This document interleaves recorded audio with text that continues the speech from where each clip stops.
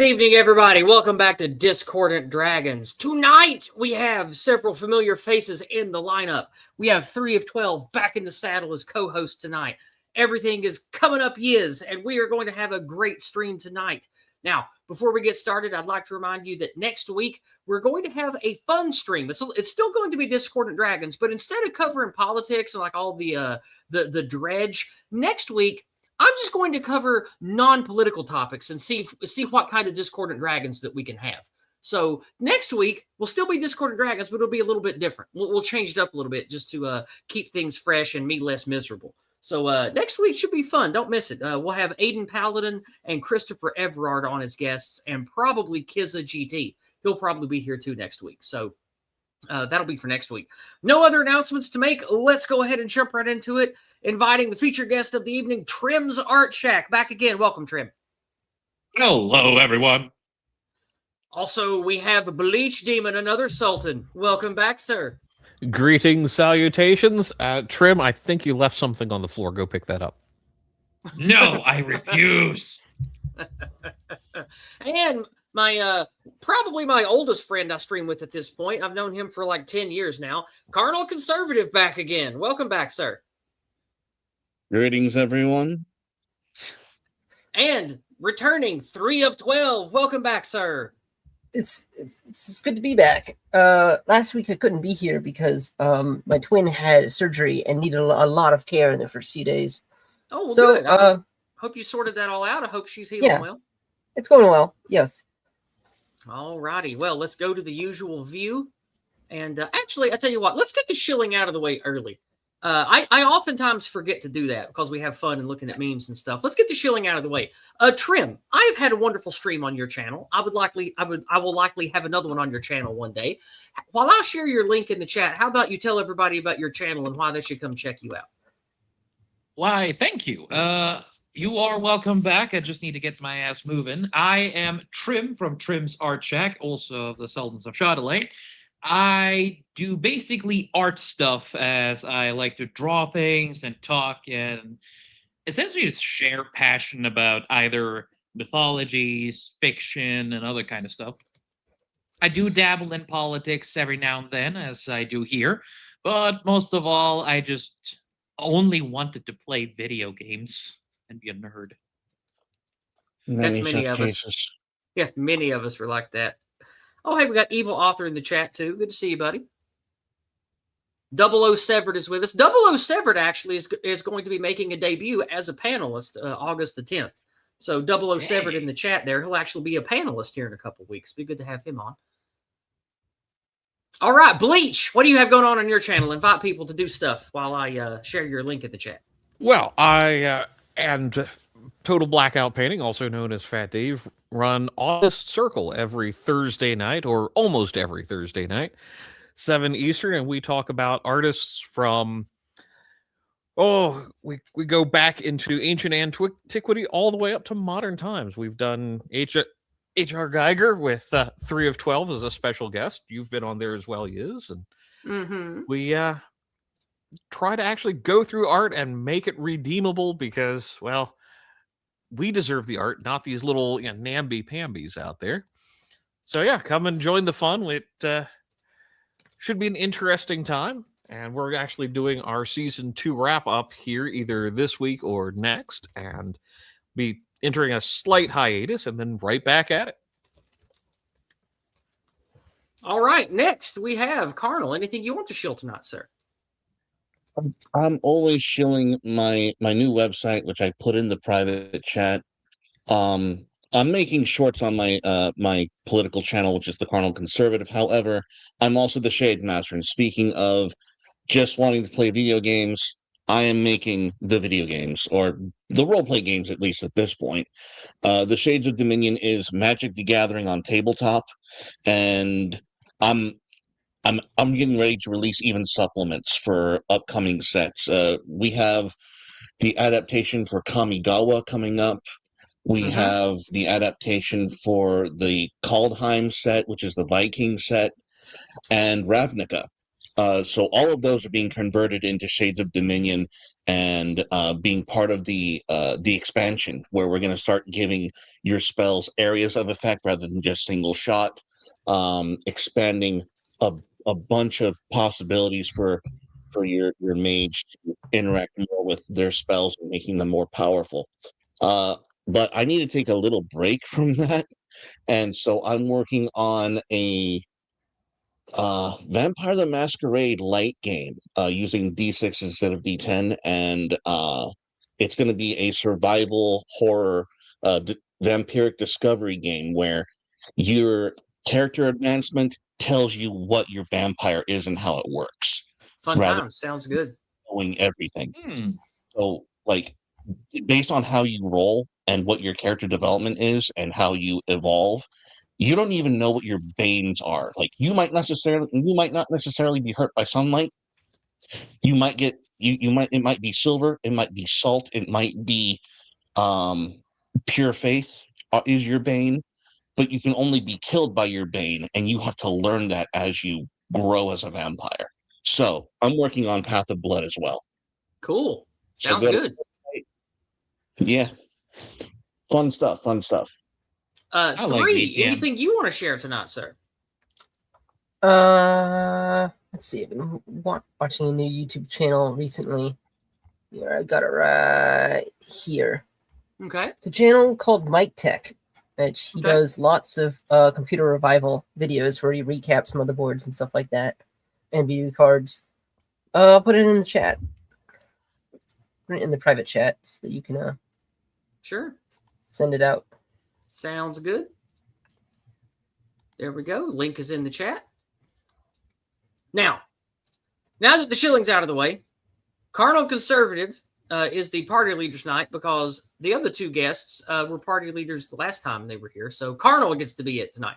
So as the party leader, you will be the one to decide the dragon or nominate a party member to decide the dragon, which means that person will have to answer the question first after I present it to the party. But we have to see what the dragons are first. So let's bring up the branding. Let's get open the dragons and let's get started. The dragons tonight. The red dragon has More War. The green dragon has Grade School Kiss Course. The black dragon has It's Also great. Tiresome. The blue dragon has Treasonous Switcheroo. And the white dragon has White Traitors Are the Worst. Carnal Conservative, what will be first tonight, sir? My goodness. Because it's funny, I'm gonna take on the black dragon with It's Also Tiresome. Okay. Well, the story itself is not funny at all, but Of I hear course a it lot of isn't. I hear a The lot of dragon noise, is. like stuff in a glass or something. What is that? That's me. Okay, all right. Let's either mute yourself or stop that. Let's go here. All right. So the first story of the evening. You will be pissed.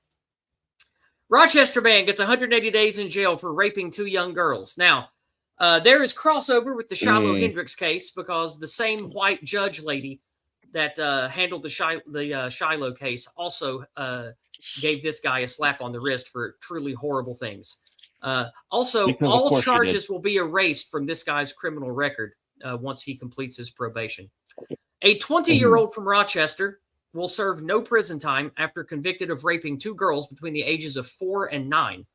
During his Monday sentencing, presiding judge Jacob Allen, Muhammad Bakari Shea, received 180 days in local jail and up to 30 years probation for a felony criminal sexual conduct conviction.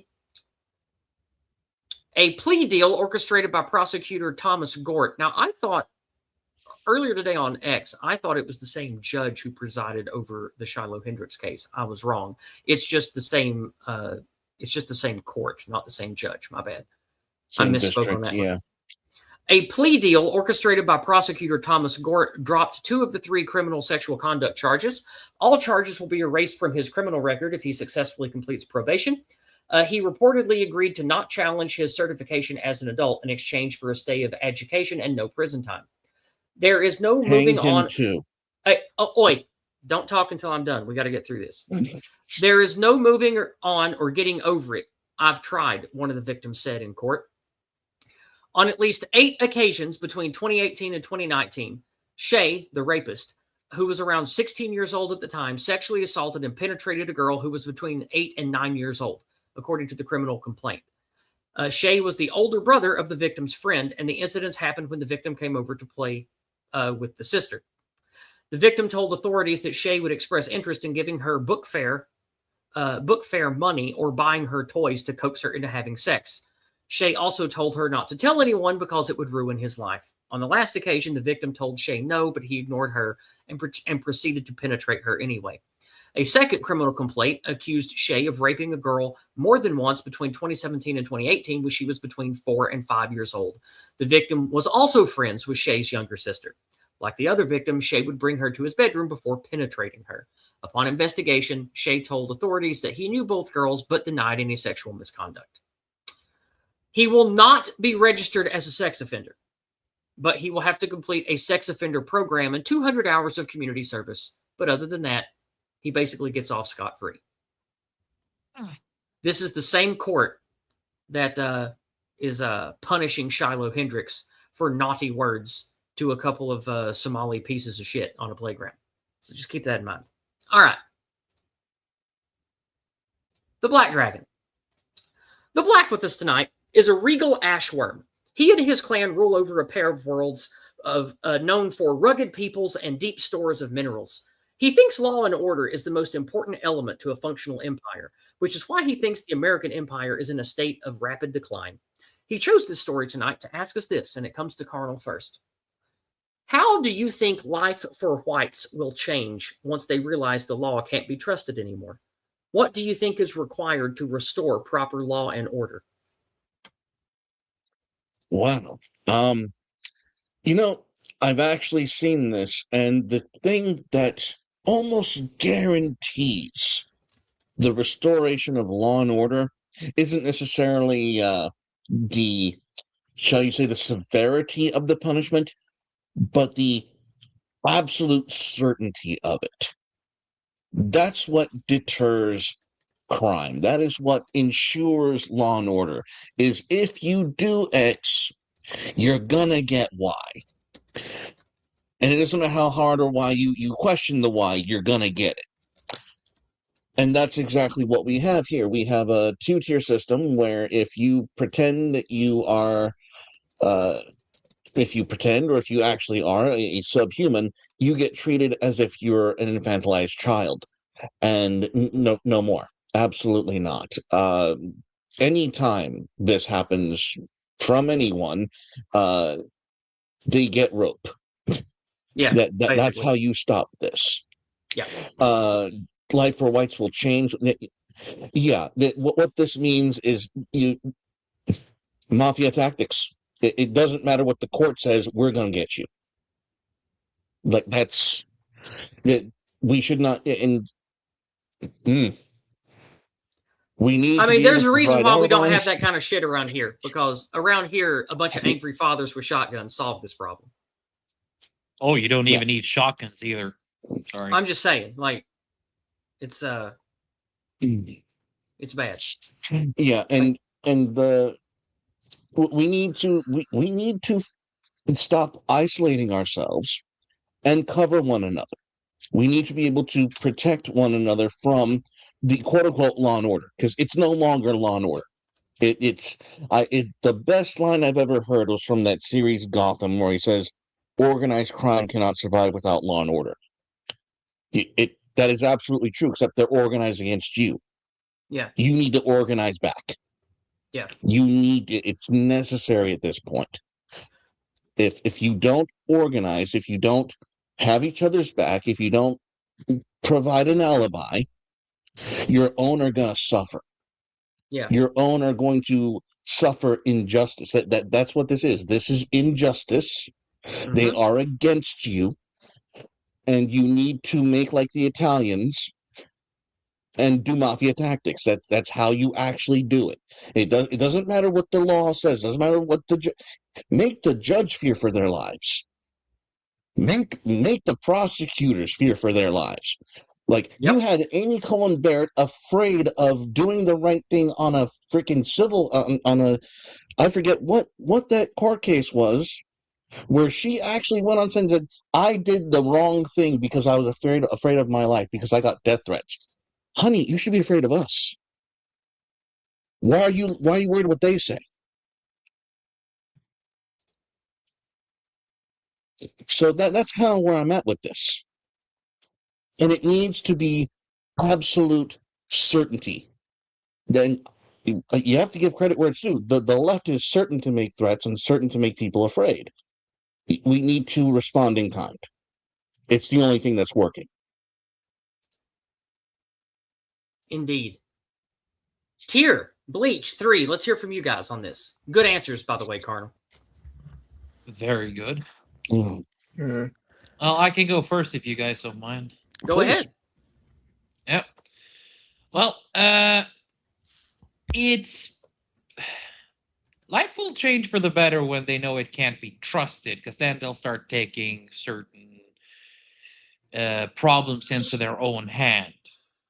What is required to restore law and order is actually pretty simple, though. It's practicing law and order. Take the judges who caused this, who make sure that savages and monsters are let out with a slight tap on the wrist, and just remove them. Every single judge should be actually responsible for the criminal they send back out. Now, that might be terrible for the few who get punished out of nowhere, but they will also make sure that it'll take care of the ones who actually are guilty. It's not perfect, but you need a sense of brutality back. People need to fear the consequences. So I've got a slightly what do you think? Well, just different. real quick, I want to ask Trym something. But how do we get there? How do we get to that point? How do we, and don't just say collapse or whatever, like constructively. Oh, no. What do you think could be done where you Constructively- live? Where you live, what could people do to bring this around, to bring us to what we need? It'll require a lot of hard work and effort. The people who are in the know, who notice the things, they should go into law. They should become judges. Either we go after the judges with social pressure, or you simply start making the long march into the institutions to wash out all the bad stuff and just make a replacement of them. Again, hard work. You first need to convince the people, and then you need to find those who actually have the drive and desire to change it. But they do exist. Okay, Heck, there are still people in the systems who believe in the old values. Work through them. Thank you for answering my question. We can move to Bleach Demon now. Go ahead. So I think the immediate change, how the rest of actual civilization will function, will have a long period where we're like, the United Kingdom, the rest of Europe, where the cognitive dissonance is so strong that it will take hundreds of cases like this for people to react. So there will be this constant grind into evil because people will deny it's just defaulting of human nature. They'll deny that this is as bad as it is, as bad as we keep seeing it and saying it and beating people over the head. And it's going to take, to undo this, it's going to take a lot of horrific crimes, unfortunately, being inflicted upon the innocent. And then I have to agree with Trym and Carnal. It's like there needs to be a brute force local. The cops aren't going to deal with this, so we have to. But we also have to institutionally look at going in on the long term and grinding through and putting these people in their place in nice terms, and until we can start prosecuting them for the harm that they've done to the community. And until we're willing to put in the hard work, nothing's going to change. And that's where, to me, that's where this long, torturous journey of hell is going to come in the initial realization. It's like, oh, no, I can't do anything about it. It's like, no, we take stuff over. We have to take it over incrementally. Yeah. Start talking to the right people, start pushing this and correcting it, and then we can have an avalanche. But it's going to take the hard work. It definitely will. It'll take a long time. 3, what do you think about all this? Anything you want to say? I mean, all the answers so far have been good, but it is going to take a lot of work. And we also need more people who get involved in putting their feet on the ground and going door to door and talking to people. We need more Scott Presslers as well. Yeah. Local organization, local politics is definitely a huge part of this. Yeah. We need to get more people kind of who are like on the borderline, people who would agree with us but don't know about politics. Need to get them up to date on issues and stuff like this. Obviously, there's a lot of people who don't watch this kind of content on YouTube or otherwise, and just they're kind of just latent normies that might be our age and play video games, and they would agree with us if we talk to them enough. They probably there's enough of these like Trym and Bleach were saying. There's been enough of these instances that people have noticed.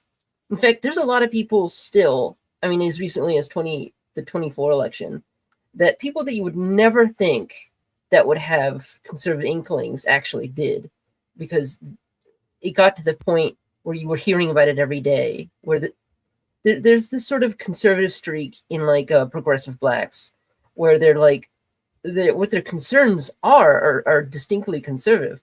They want good neighborhoods. They want affordable living. They want safety, and they want to stop, say, things like discrimination.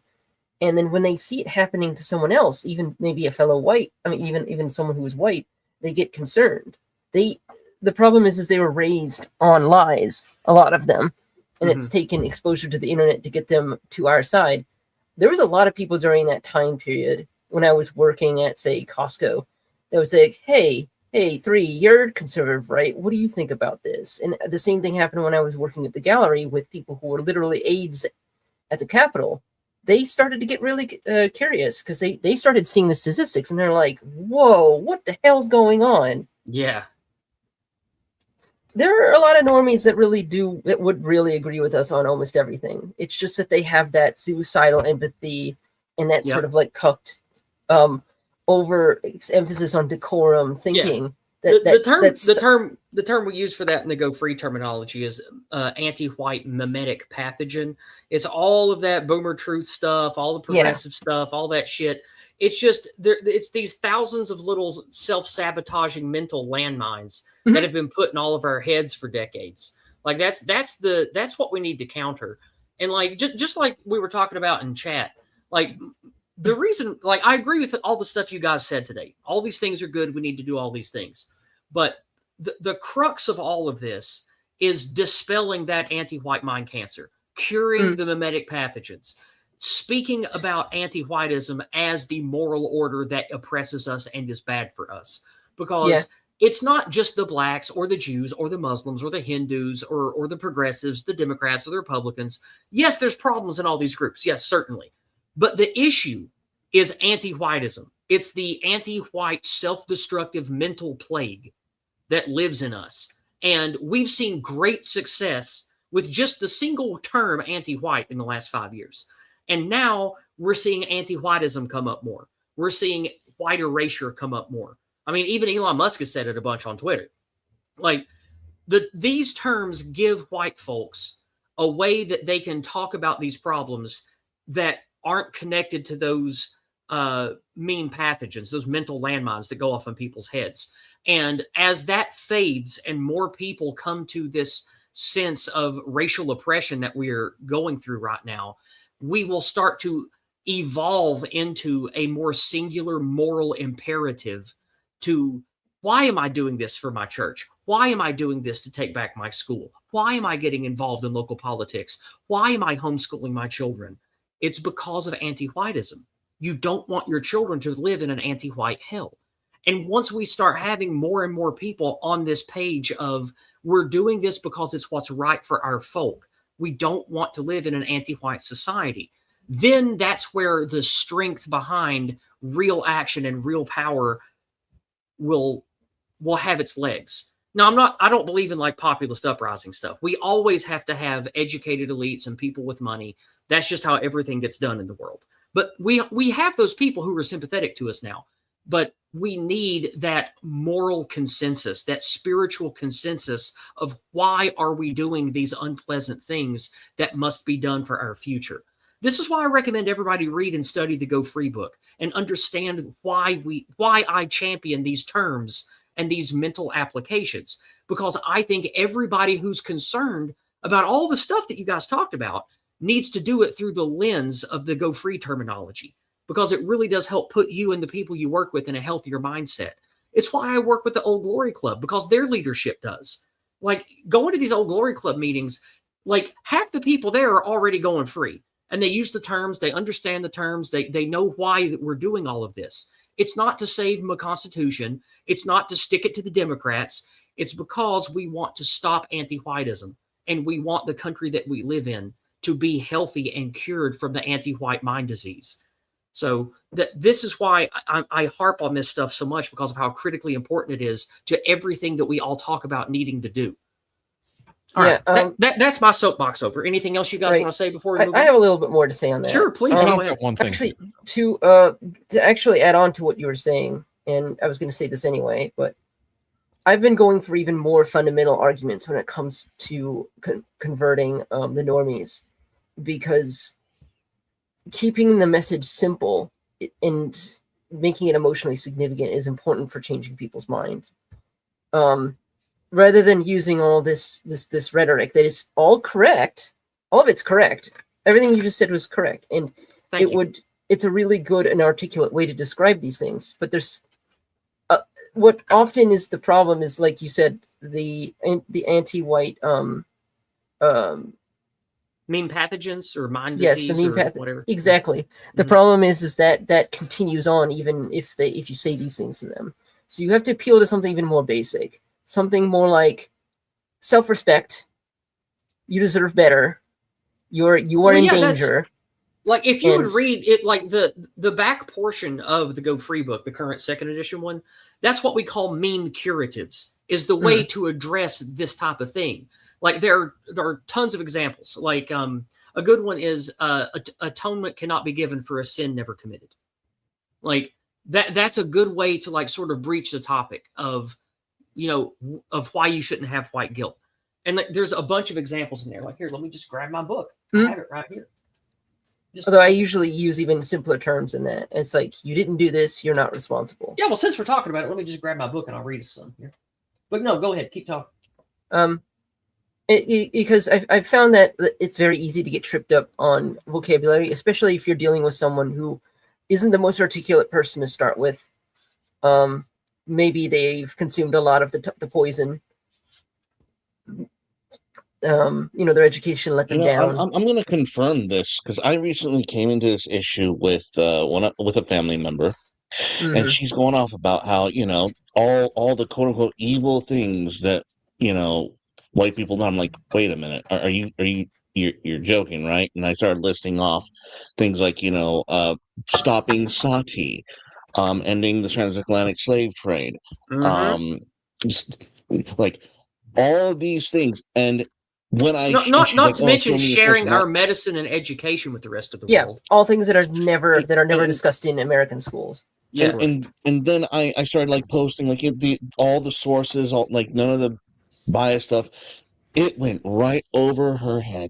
It went clear over. So thank you for the refresher. And I can testify just keeping it simple. Stop being anti-white.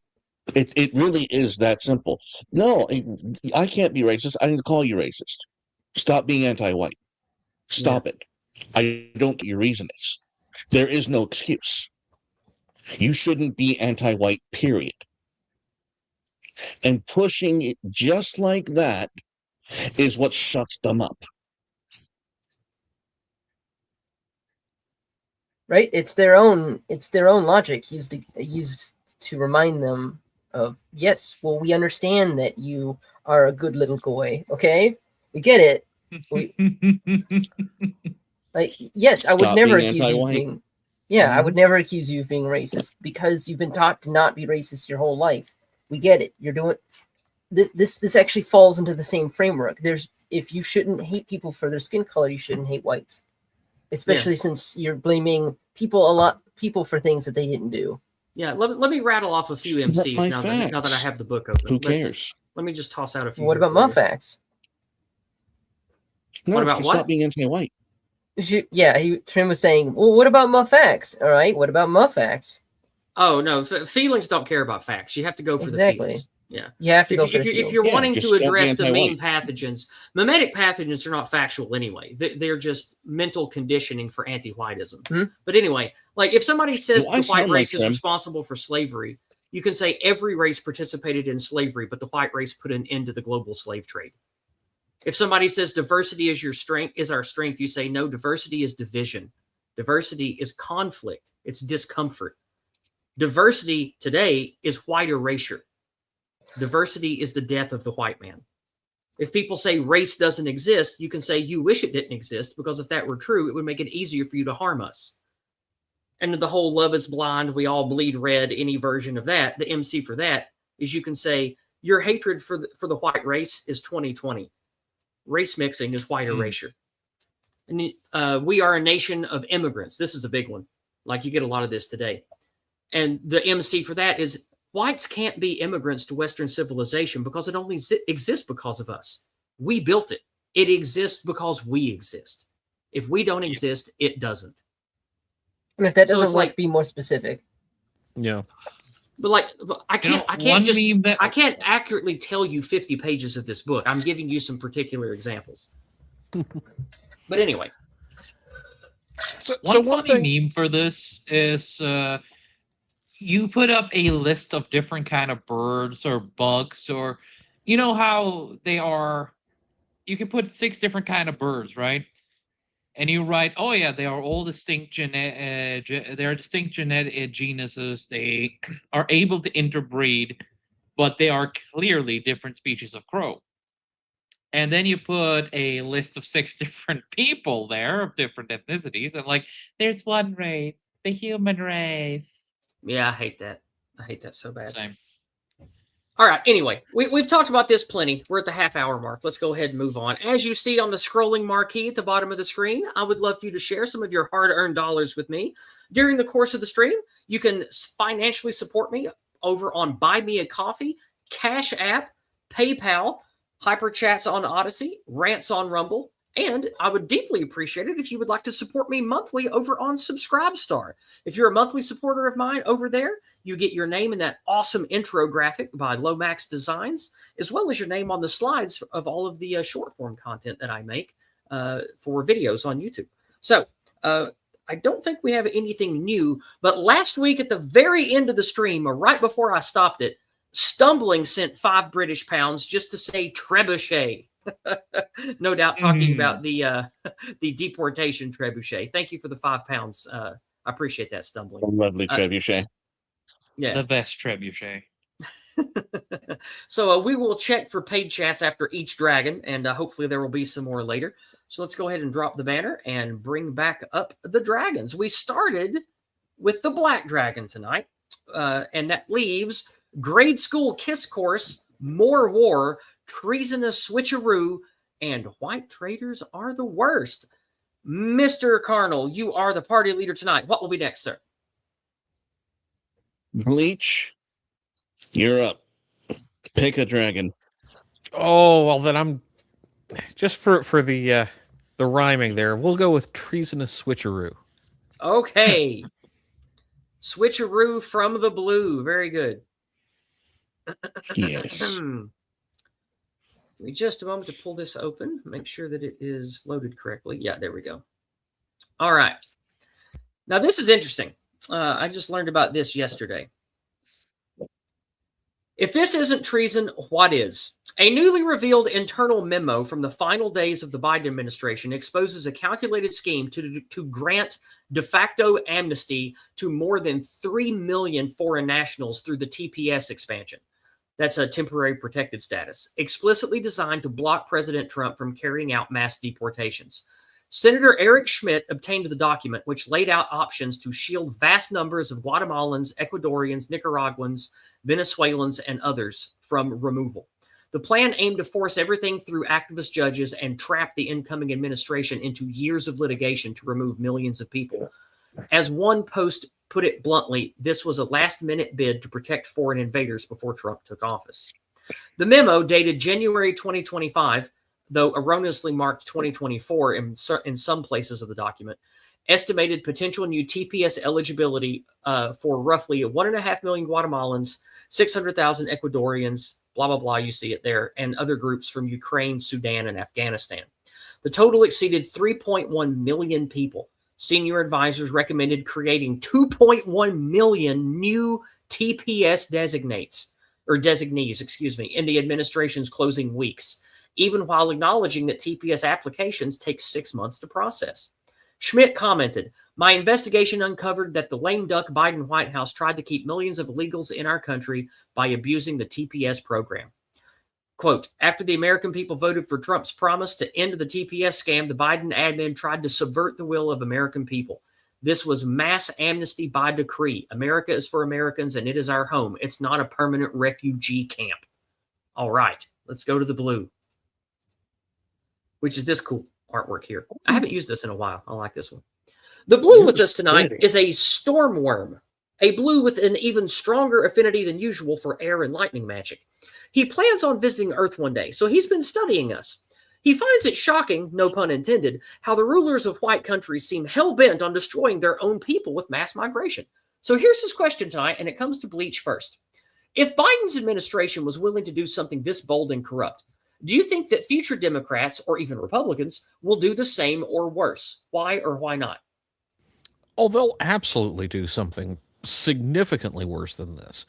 And we've got a long history from the 1980s amnesty up till now. So, yeah, it's going to happen. And it's simply because with the progressive mindset that affects both Democrats and Republicans, we're economic units. We're fully replaceable. We're fully interchangeable. And there is absolutely nothing we can do with these people in power to push this out. And I dare say it's not even foreign influence that has infected their mindset with how we're economic units. This goes all the way back to the Keynesian economics of the 1920s, where as long as they can control the economic factors and demographically, that's what they view us as. The other side of that coin, and it's an old coin that I keep flipping a lot, is non-white cultures are infinitely more docile when it comes to government corruption. Yep. And as long as the gravy train and the doors are constantly open, they're going to keep pushing that further and further so they get more power. Absolutely. And 5 or 6 years ago, I did an expose on I think it was the 2016 or 2017 UN summit meeting.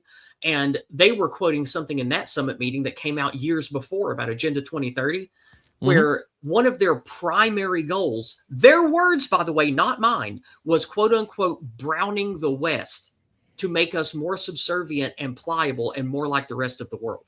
Their words, not mine. No, Aiden had sent me that document on a side project I'm working on.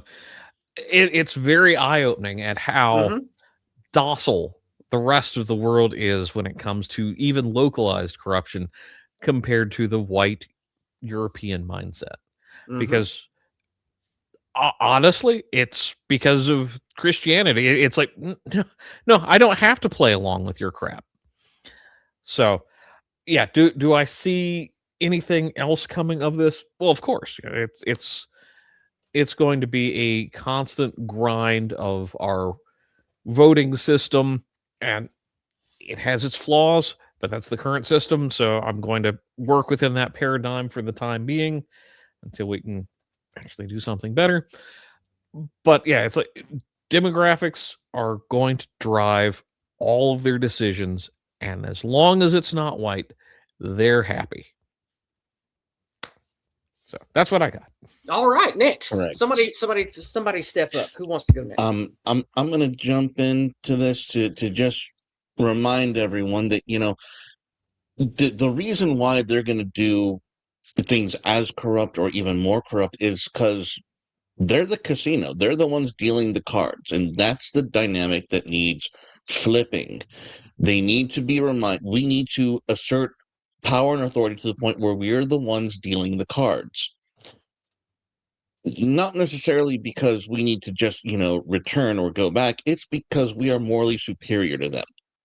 Unironically, we are such a people that we are morally superior to those who are in power now. And you should not That is be true. tucked into Lobert mentality of, well, my enemies will use it against me. Yeah, so don't let them in. Don't let them in. Do not let them in. It's that simple. Take power, hold it strongly, and do not let them in. Be as absolutely brutal as you need to be to make sure they never get it again. Yeah. Because they cannot be trusted with it. I would trust any of the worst of you, then I would trust the best of them. Pretty much.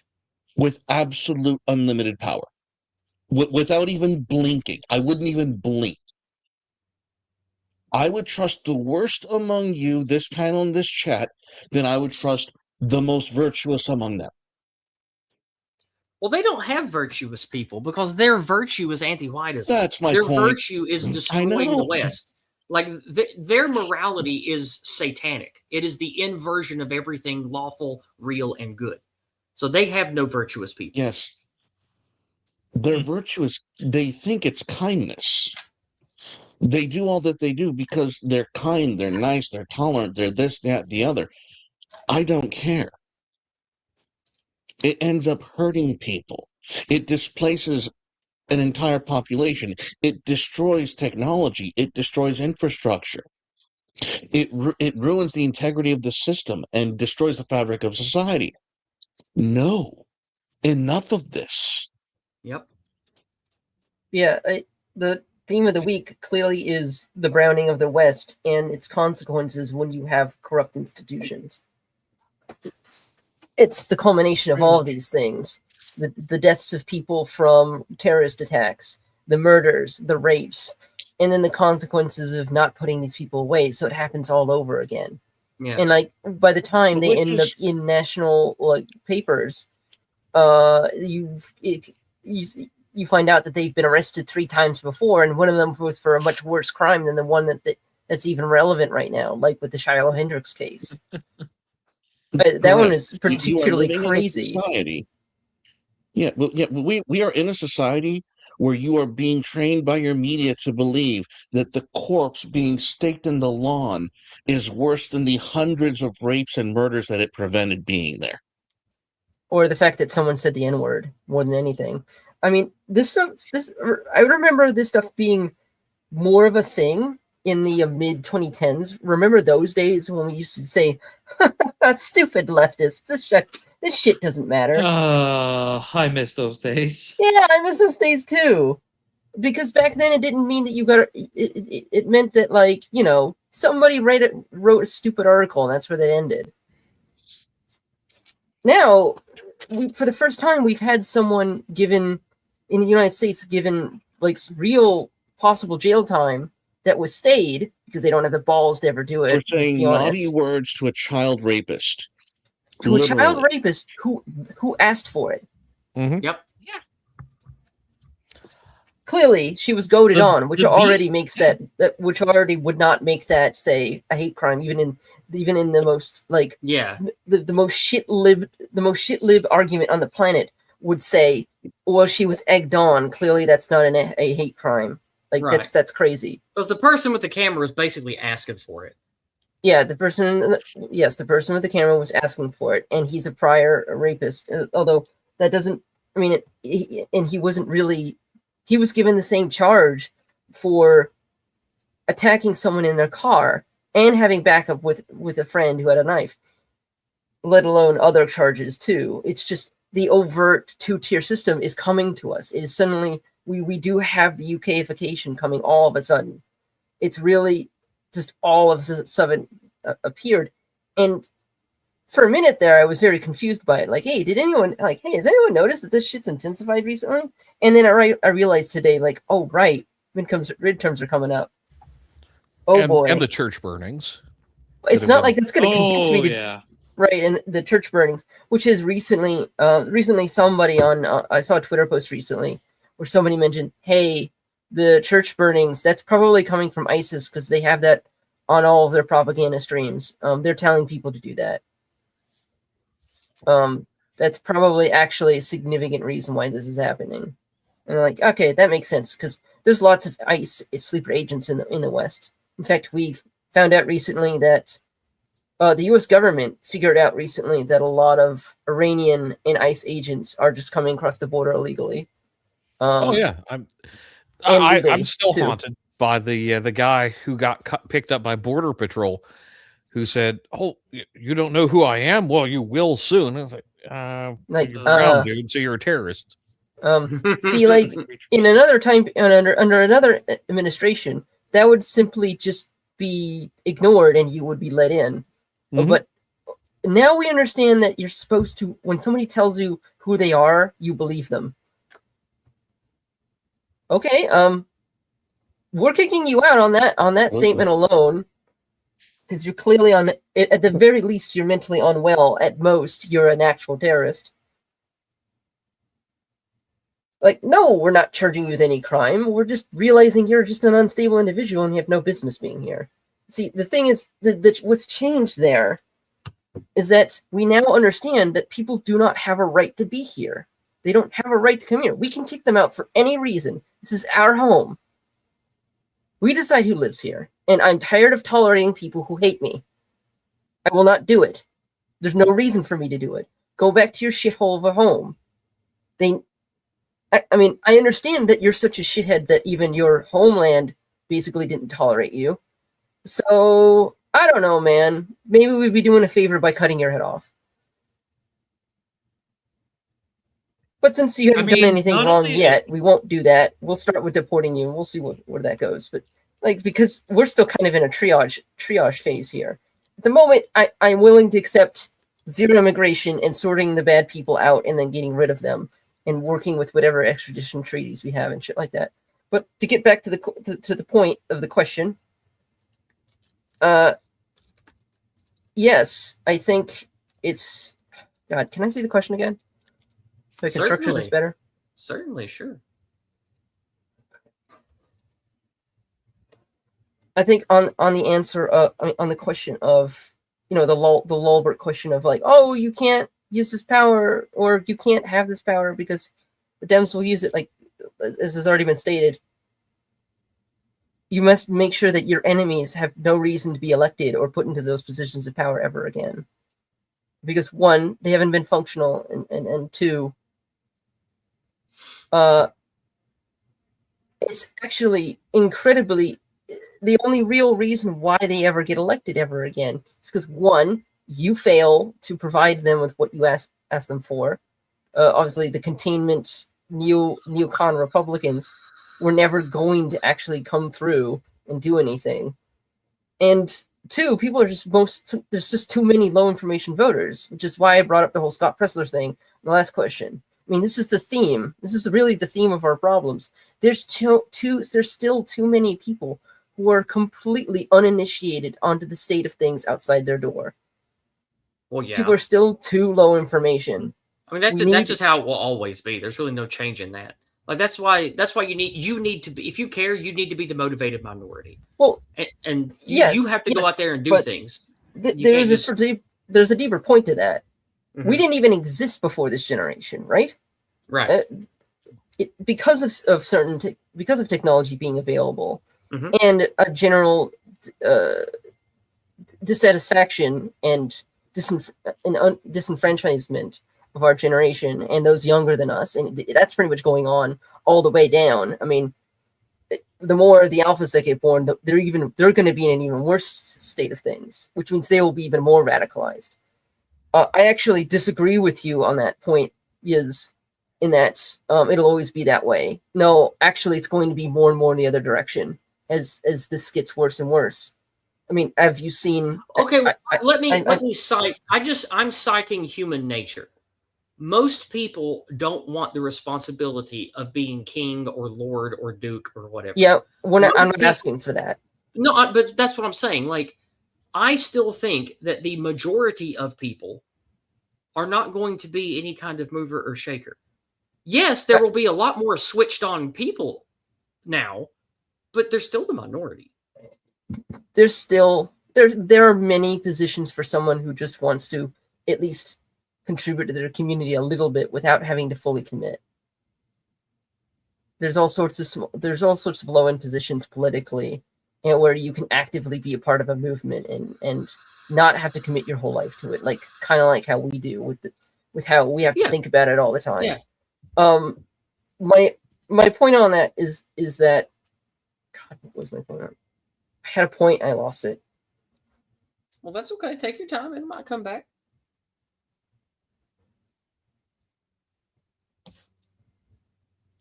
Did I just give my 5 cents while? Go for it. Go ahead, man. I think my point was more salient as it was, but while I'm not a glorious American myself, and I'm unfortunately, well, as much as I love Norway, unfortunately right now, the nature of politicians is to follow money, follow their own self-interest. They've never been noble. They've never been dignified creatures. They've always been the scum of the earth, reaching for any kind of up they can get. And corruption is the end goal for all of them. Every single one of them. That's just inevitable.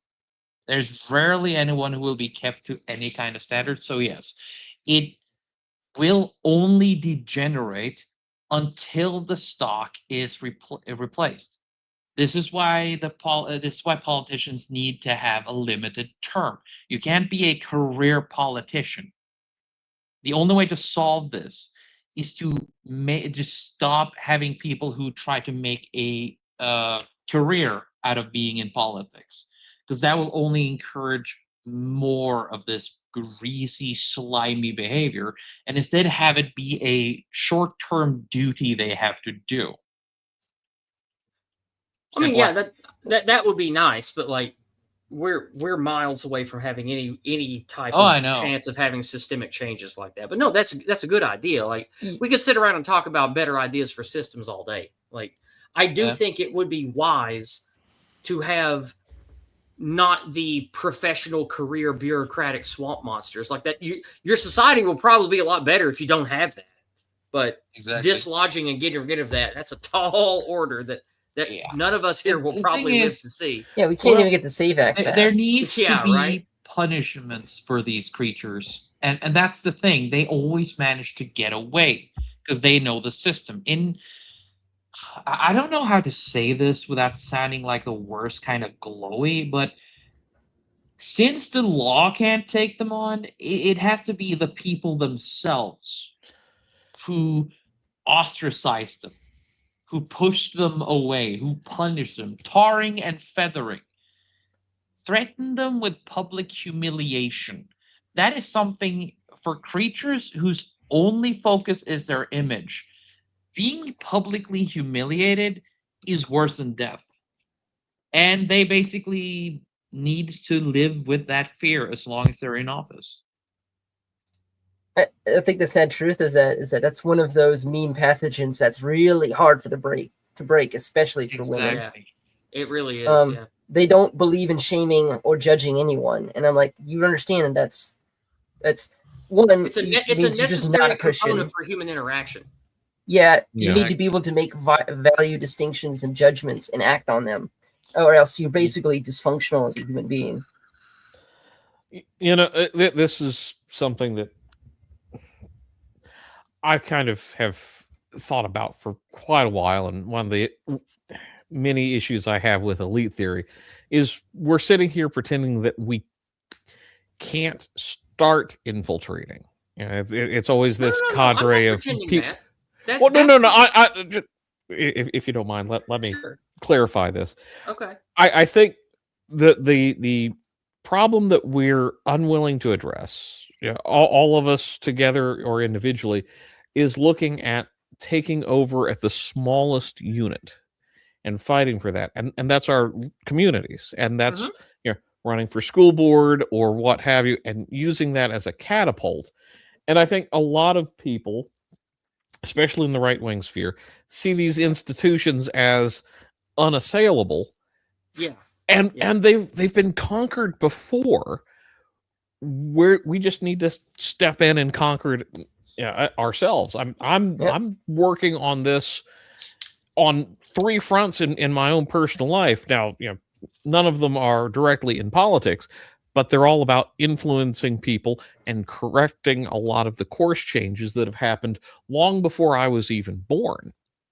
Exactly. And I mean, that's where I kind of want to push ourselves and the audience is you can do this. You just have to be practical. You can't do the libertarian idea of, oh, we're just going to win one big election and fix everything. No, you're going to get a wedge. You're going to get a grain of sand. Yeah. And you need to rub that in and change the people in your life. And then we can slowly start defeating these people. And they're giving us tons of ammunition. I don't think you should try to teach elite theory to people. I'm not pushing that. When I talk about the motivated minority, yes, that does come from elite theory. But what I mean is you can't expect everyone to be on board. Most people won't be. But like 3 was saying, especially with younger people coming up, they see the mess and they see the impending doom. They will be those that are of the strength of mind to do so will be way more motivated and connected than people who came before them. And these are the people who will be the quote unquote mafias. They will be the community watches. They will be involved in starting new businesses, parallel systems for education and shit. Like all this stuff is the motivated minority. Like that, like all the stuff we talk about. The people who are switched on and want to make things better for the future. That's who I'm talking about. We are the motivated minority. It doesn't mean we're 12 guys in a room with funny hats and long robes in a weird ball. That's not what it means. The motivated minority just means that we are less than the majority and we are motivated to do something about it. That's what I mean when I'm talking about all of us together doing this shit. We are fewer than the masses, but we are very motivated and we are now organizing ourselves and doing things accordingly. Like the Go Free people, like the Old Glory Club, like the Restore Britain people, and all the other groups in between. You got your everything from I don't need to name anymore, but that's what I'm talking about. I don't think that everybody needs to aim at being some kind of clandestine power player. And that's not what I'm talking about. I just misheard you and misread you, so I apologize if you took that. That's okay. You got a really good point, because them focusing on Yarmouth meant that they established a victory there. Mm-hmm. The culture is established, and nothing's really going to change that because they are what they say they are, right? And then you just move on to the next area, capture that, and there's Bleach said, that's a grain of sand, and then we take another. And then we build the another. answer is to make the desert. The desert is entirely hostile against you because of all those grains of sand working against you. So it's what stops invasion. It's persistent. It's always there. It's always on. Yep. And it's not something that can be converted to your side. And just kind of a small aside, it was always a very, very small portion of the American people who made the revolution happen. So, yeah, maybe it's time for a second revolution of sorts. Oh, it's time for second revolution. Lunch and supper. 11sies. As you say this, I'm as you say, I'm no clandestine power player. While my avatar has a long nose, I can assure you it's short. Oy vey. But I'm kind of trying to live by this. And whenever I speak to someone of a young, especially of the younger generations, I am candid. I'm honest about my opinions. Of course, I don't rant and rave about shadow governments and all that. Oh, it would be fun, yeah, but it wouldn't help anything. Instead, I'm just being honest. I state my opinions. If they are curious, I will just say my piece, and then I do another thing, which I view as important. I listen to their point of view. And whenever I do this, especially to the younger generations, they always respond positively, and in so many ways, they are very similar.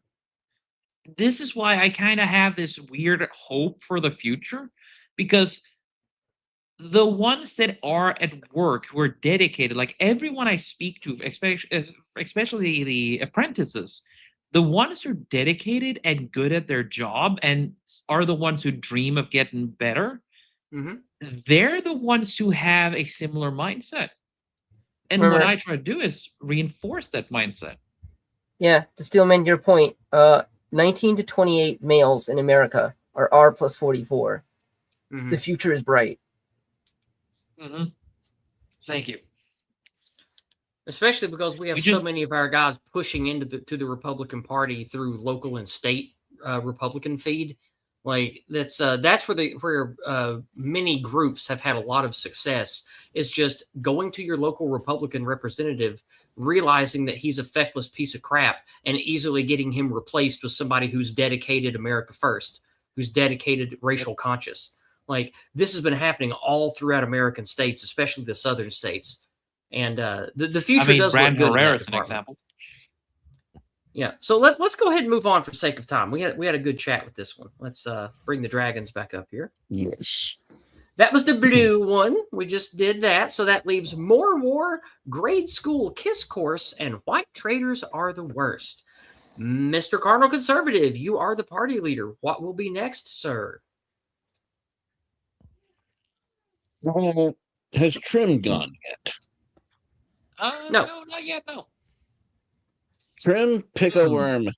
All right, it's your turn, buddy. All right, which lizard to pick? My favorite color is green. Unfortunately, I don't like the message, but let's go. Okay. All right, this is going to make everybody angry, but we have to do it. Oh, rage. No. Lesbian Denver teacher forces same-sex kissing during class assignments. She was fired, but only after years of complaints. In a case of queer overreach so extreme that even far-left Denver public school board was forced to act, a lesbian-identifying Colorado teacher was fired this spring after repeatedly pressuring students to kiss same-sex classmates during supposedly instructional classroom skits. Teacher Jennifer Honka was employed for the past 8 years to teach French language and culture at Northeast Early College, a high school which is part of Denver Public School District. Tales of Honka's inappropriate kissing assignments were a topic of gossip at the school going back several years. They were part of classroom skits engineered by the teacher to allegedly teach students about the French language and culture. The skits were given titles such as The Neighbors Saw Everything and The Boring Kiss, and focused on characters who were dating. The script for The Boring Kiss included 3 different moments when characters are directed to kiss each other.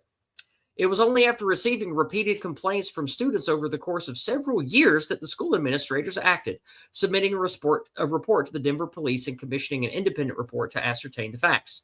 Alarms were first raised during the 2023-2024 academic year when a student in Honka's French class told her chemistry teacher at NEC about the kissing skits and expressed great discomfort.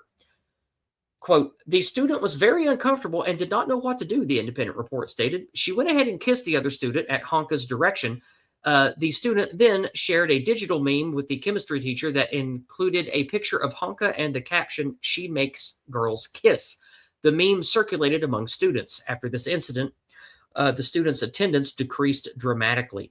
One student interviewed directly in the independent review also testified that Honka always selected girls to be in these skits, not the boys, despite there being nearly a 50-50 split between boys and girls in the class. The student could not recall a single skit that featured a boy actor.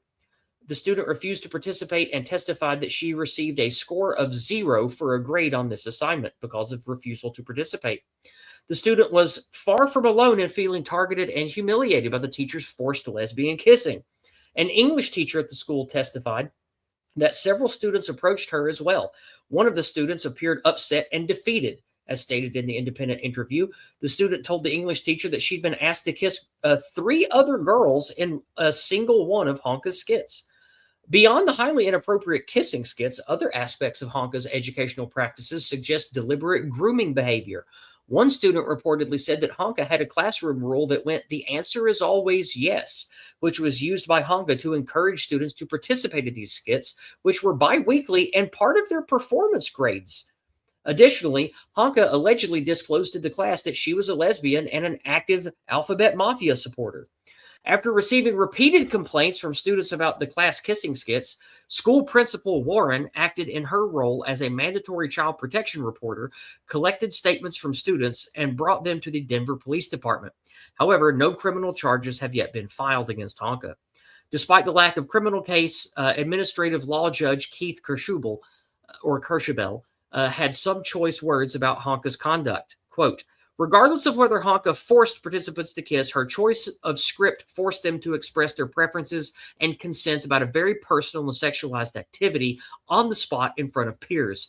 They were forced to determine whether they were comfortable dissenting from the direction of the script to the teacher, who is in a position of power over them.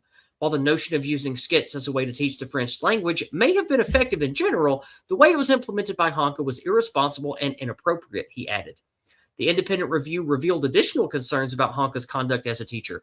Those included allegations that she conveyed personal information with her class, including details about her history as a victim of child abuse, her struggles with infertility, her consideration of suicide. Boy, there's always something with these weirdos, isn't it?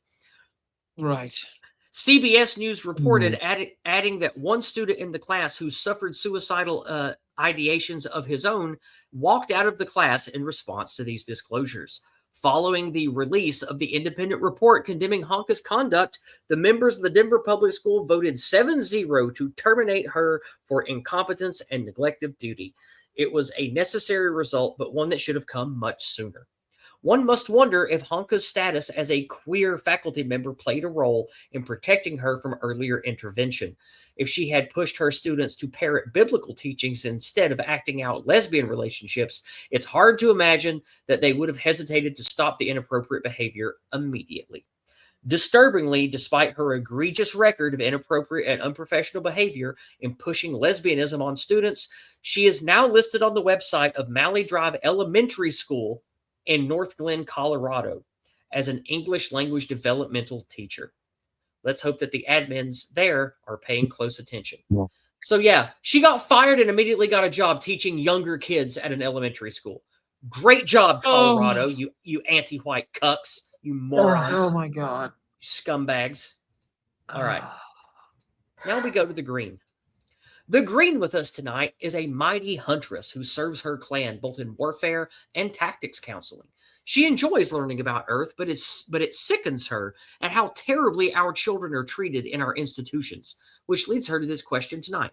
And it comes to you first, Trym. What do you think is the correct way to teach children about same-sex attraction and what it means in society? How would you explain these things to your children? Okay. Wow. Sorry, I just need to. Okay, before we continue, you know that you've all seen Transformers, the movie from 1986, right? Imagine the part where Unicron just slams his hand on Cybertron and instead change it out with Colorado. There we go. Anyway, the correct way to teach your children about same-sex attraction and what it means to society is up to the individual parent, preferably in their teenage years, when these types of questions start popping up, when they start to have many weird questions, because kids always do. Never force it through school, never force it through anything. It is completely the responsibility of the parents or the ones who are their guardians. And I'm not talking about legal guardians. I'm talking about those who actually are responsible for the kid and their well-being.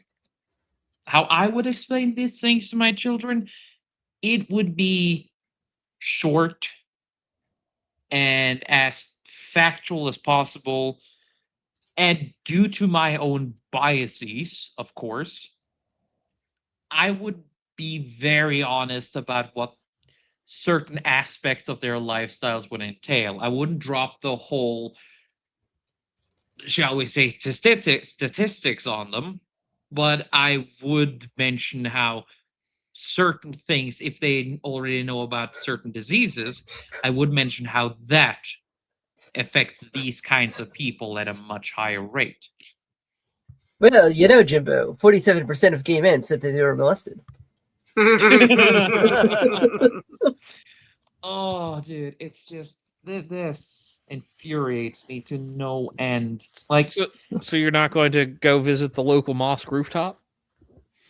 no. Well, I would visit the local mosque rooftop, but more to in jolly cooperation rather than, Let's just anything else. engage in jolly What a friend. cooperation. Yes. Maybe I should I- hold it's smash this- the rooftop while I'm at it. All right. Look, I'm I can go no there fan of and then Islam, plant things. but Mm. strange times invite strange allies. Right. It's so disgusting. And yeah, this is how they reproduce. Yep, Because they have to don't get their infect- own children. They have to infect Yeah. us. They can't make their own. They are quite literally a mimetic disease Yep. that can only reproduce through infecting healthy young by getting these mental parasites in your skull.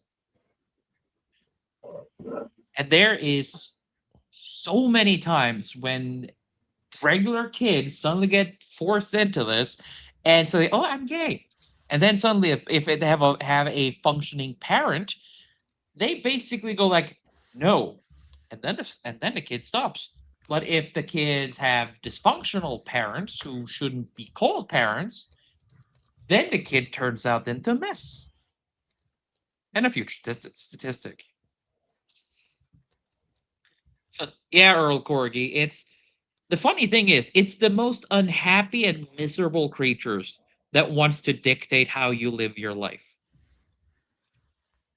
Sorry for the long-winded imagine. rant there. Strong This- words from Vic, but I like it. Yeah. Yeah. Yeah. And No, to I'm further not saying steam that it, they're on our side. I'm just saying, like, on certain issues, we would agree. Yeah, it's Does- enemy of my enemy is my temporary tolerated individual. there's also more than one kind of Muslim.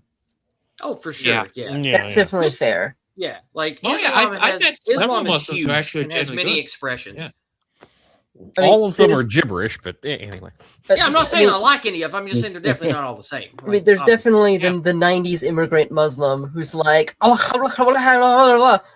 dad said he wants to know if you want a PB&J sandwich. Yes, those are my favorites. Oh, I work with two of these people, Muslims, but they're just generally good people with an excellent sense of humor. It's so funny. Oh, but yeah, it's this I hate, just with a passion. Just absolutely despise it. Again, sorry for the long-winded rant. Next up, whoever feels like it. all right, go ahead. I Somebody mean, take- it is disturbing that we had to have what were like high schoolers exposed to the suicidal ideation of a teacher who is lesbian and complaining about her fertility issues. Let that sink in just for a second. Like a moment of silence for the poor students had to listen to that nonsense. Yeah. Oh, And yeah. the obvious cognitive dissonance of I'm a lesbian, I like girls, holy crap, why am I not conceiving? Okay, dumb bitch, let's take a step back. Yeah, a Biology few class, things though. about that for sure. definitely should be policy that that's considered inappropriate. And these are called consequences for your life choices. But oh my, why you don't you don't teach children about same-sex attraction.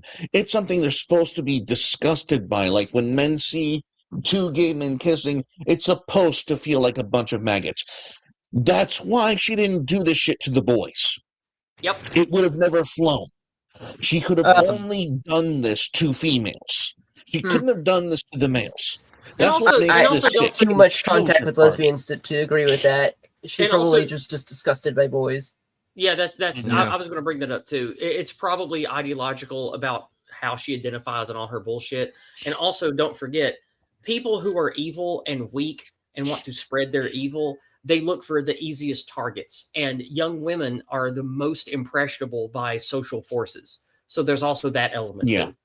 This is why the trans wing of the alphabet mafia targets young girls so heavily.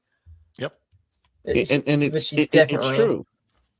Going by Boys the are horny. far more resilient to this nonsense. And That yes, too, of course, definitely. double bonk for the horny, but yeah, it's also because they're weaker, because they're more malleable, and because boys in general are incredibly disagreeable. Mm-hmm. This would not have flown if she would not have gotten away with this for years if it had been with boys or the males in the classroom. Oh god, the you are gay the you are gay like banter like would have been magical. Yes. Why are you gay? You are gay. Exactly. Like, but what's pissing me off about this is how long it took. It should not have taken. It should have taken a week to get this woman out. A week. Where I'm not even asking. I can't ask where the parents were because this is one of those schools where the parents are actually paying the fuck attention, like a pre-college campus, from what I understand, is how they were selling that nonsense. But the fact that the faculty put up with this for years on end, like, all of them need to go. They need to absolutely, Christos, thank you. It's a war on human nature. Yes. Thank you for saying It's a war that. against truth. It is. Yes. It's a war against reality. That's why I hate these people.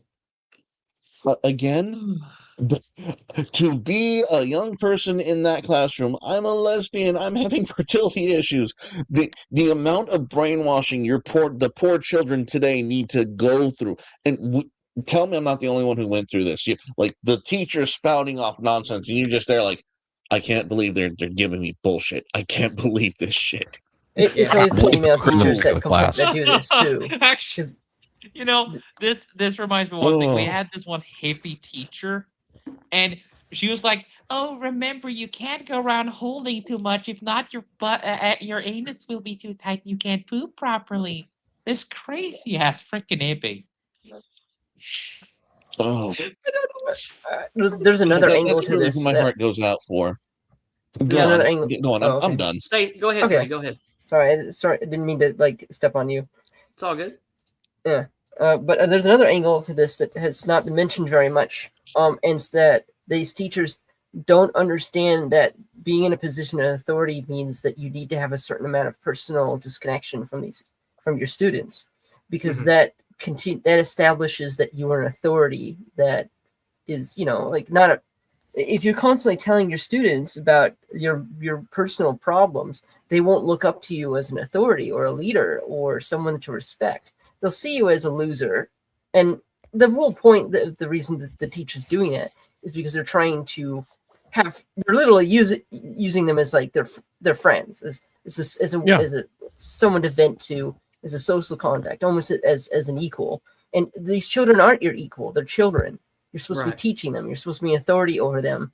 And like I can't help but think of how teachers are seen in the classrooms in, say, an old anime where the teacher is experienced. They go to them for help and understanding and for advice and to help with work, and they actually respect the teacher because they're an adult that isn't constantly telling them about their personal problems. They are respectable. They are adults. They have their shit together. They are functional. You do as they say because they know better. The problem is, at the end of the day, that the teacher is yet another one of these man children that actually isn't functional, shouldn't be in this position, and should be in a padded cell with a who is forced to see a psychiatrist because they have serious mental illness. And well, the psychiatrist in this case should be Mr. Chippy. Yes. Yes, in this particular case, yes. Yeah. Our before good friend, Mr. Chippy. But before it got to that point, this person should have already been seeing a psychiatrist. This person has some serious mental illnesses that they were talking about. I don't know about that. I don't like psychiatry as an institution. I'm sorry. We need to be honest about psychiatry. I'm sorry, but you're gonna have to get used to the idea that this is a thing. So something, a therapy isn't supposed to be a leftist demanding you conform until you agree. A dear friend's ex-wife became a doctor of psychology because of her abuse of that man, and he became an alcoholic because she accused him of being an alcoholic for about 3.5 years. She browbeat. So psychology is inherently become female coded, where men are defective females. It's just it's really funny the way it is. That's a good one, Bass. That's a good one. Continue, sir. And this is just something where it's like these teachers, and because my woman is in education, she sees this every day, and while I wish her politics were better, she keeps seeing this level of trying to make students friends and colleagues by these teachers, because these teachers are so just mentally fucked that they will not be able to adapt and deal with adults of their same age, of their even someone close enough mature wise is unfortunately going to be like the 13-year-old, because they live these isolated, insulated lives that are outside of the real world. And so many of them are infected by, additionally, feminism, in addition to all this other progressive stew of evil, that they will not expose themselves to adult men that will, be able to push back reasonably and logically, because, well, logic is a lost art on the left, but they're so afraid of having their worldview challenged that they have to retreat to the realm of teens and children. Yeah, it's messed up. And to answer the question of the dragon more directly, how would I handle this? One, I would say, well, you're disordered if you're a homosexual. And two, I would definitely be pulling my kids, if I ever have them, away from this sort of influence, because there's nothing worse than someone on a power trip that doesn't know that they're on a power trip. And it's like, oh, we're all friends and buddies here. It's like, no, you're my teacher. You're not my friend. I do not give a shit about your life outside of you giving me an assignment to complete. And that infuriated so many of my peers, both in high school and in college classes, because it's like, oh, well, Professor so-and-so. I don't care. I am here for B. I am here for A.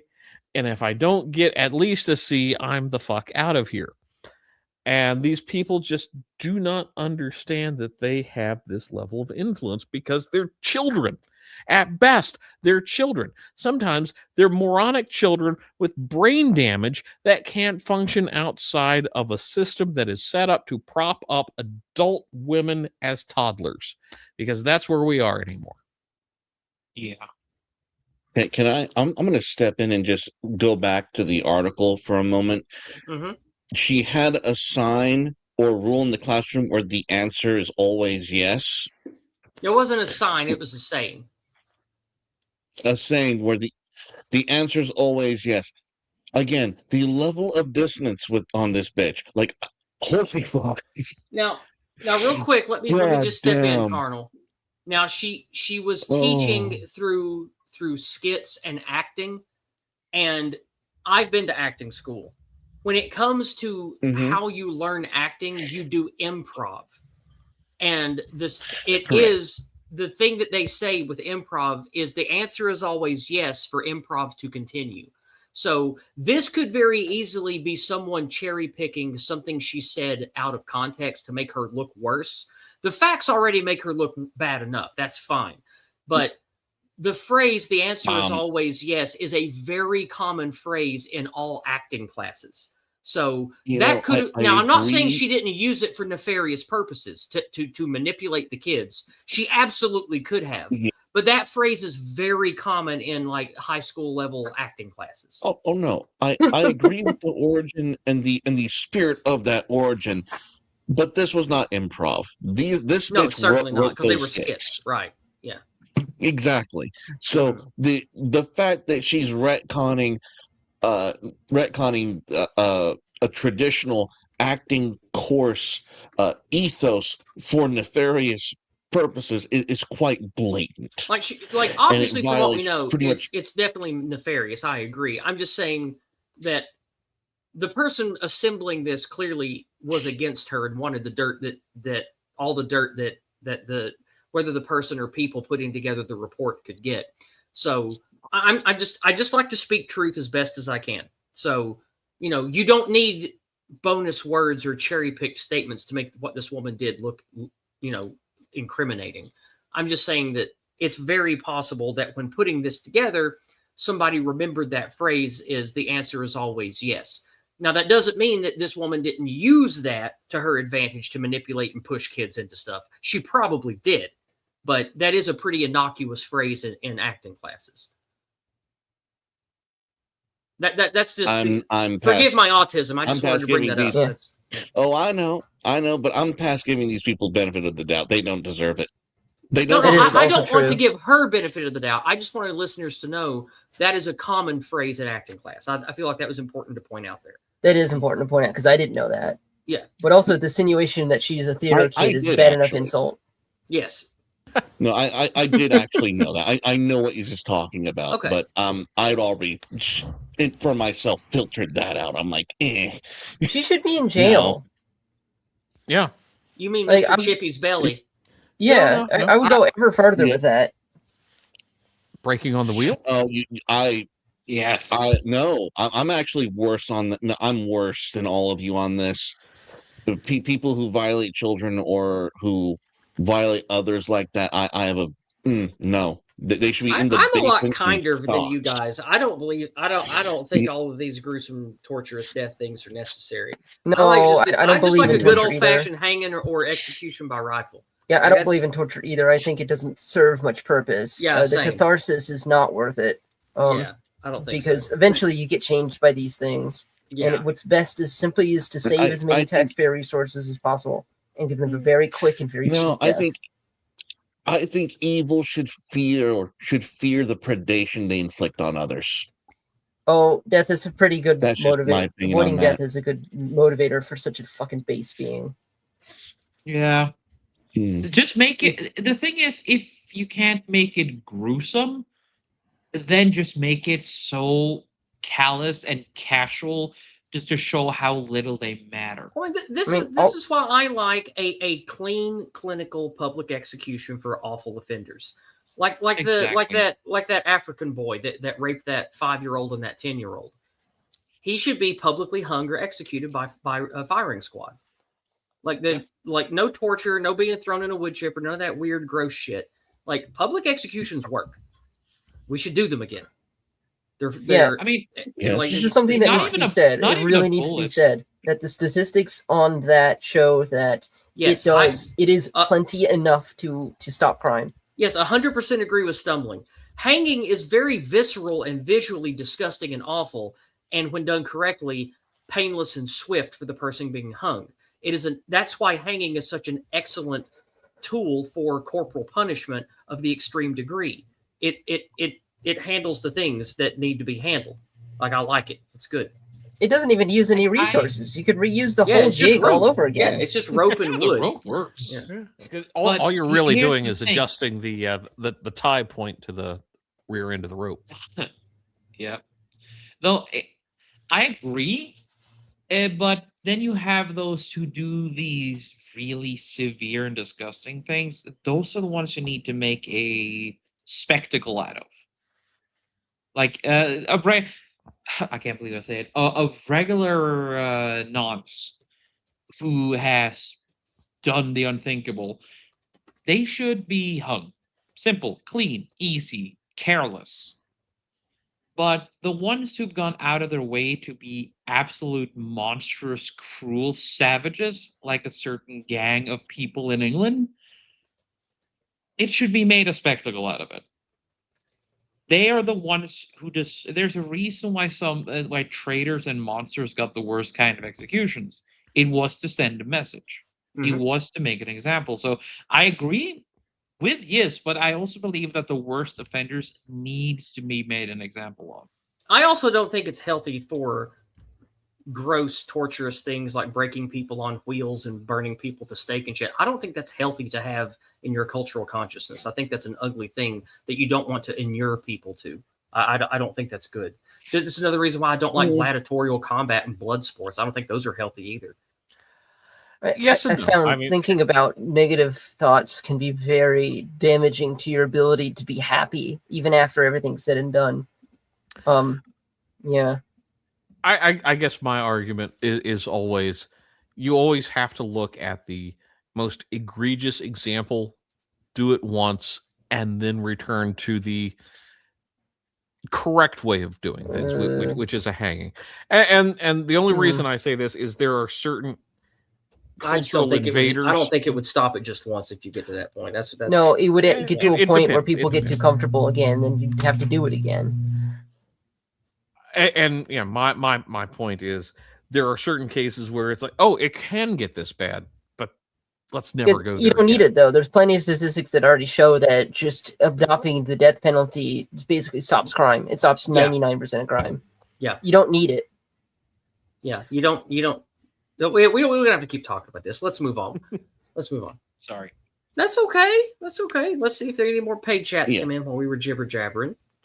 And one did. Oh, no, you're... Over on Buy Me a Coffee. We have Dead M is back with us again. Good to see you here, buddy. Dead M sends in $10 US. Thank you so much, my friend. He says, I wanted to argue about lots of stuff tonight, but I'm just sending money instead. Godspeed, friends. Well, thank you very much, Dead M. Thank you for the dollars. I appreciate that. Let's check Cash App. I haven't looked at that in a while. Faith and money build. Yep. All right. So let's drop the banner and let's go back to this. We have 2 dragons left. Now, we've been talking a lot. Do you guys want to stay late and do both dragons or just do one more dragon and wrap up? I'll let you guys decide. Yeah, we can do all I'm the good dragons. for both. I got time. All right. I'm hungry. Then, Cardinal, you're the party leader. What will be next, sir? Well, I believe next we have a 3 of 12. All right, Yet 3. to face a worm. We have more war and white traders are the worst. Those are the 2 left. I think I'll go with the white dragon then. White trader's the worst. All righty. You scroll down to the white. All right, here we go.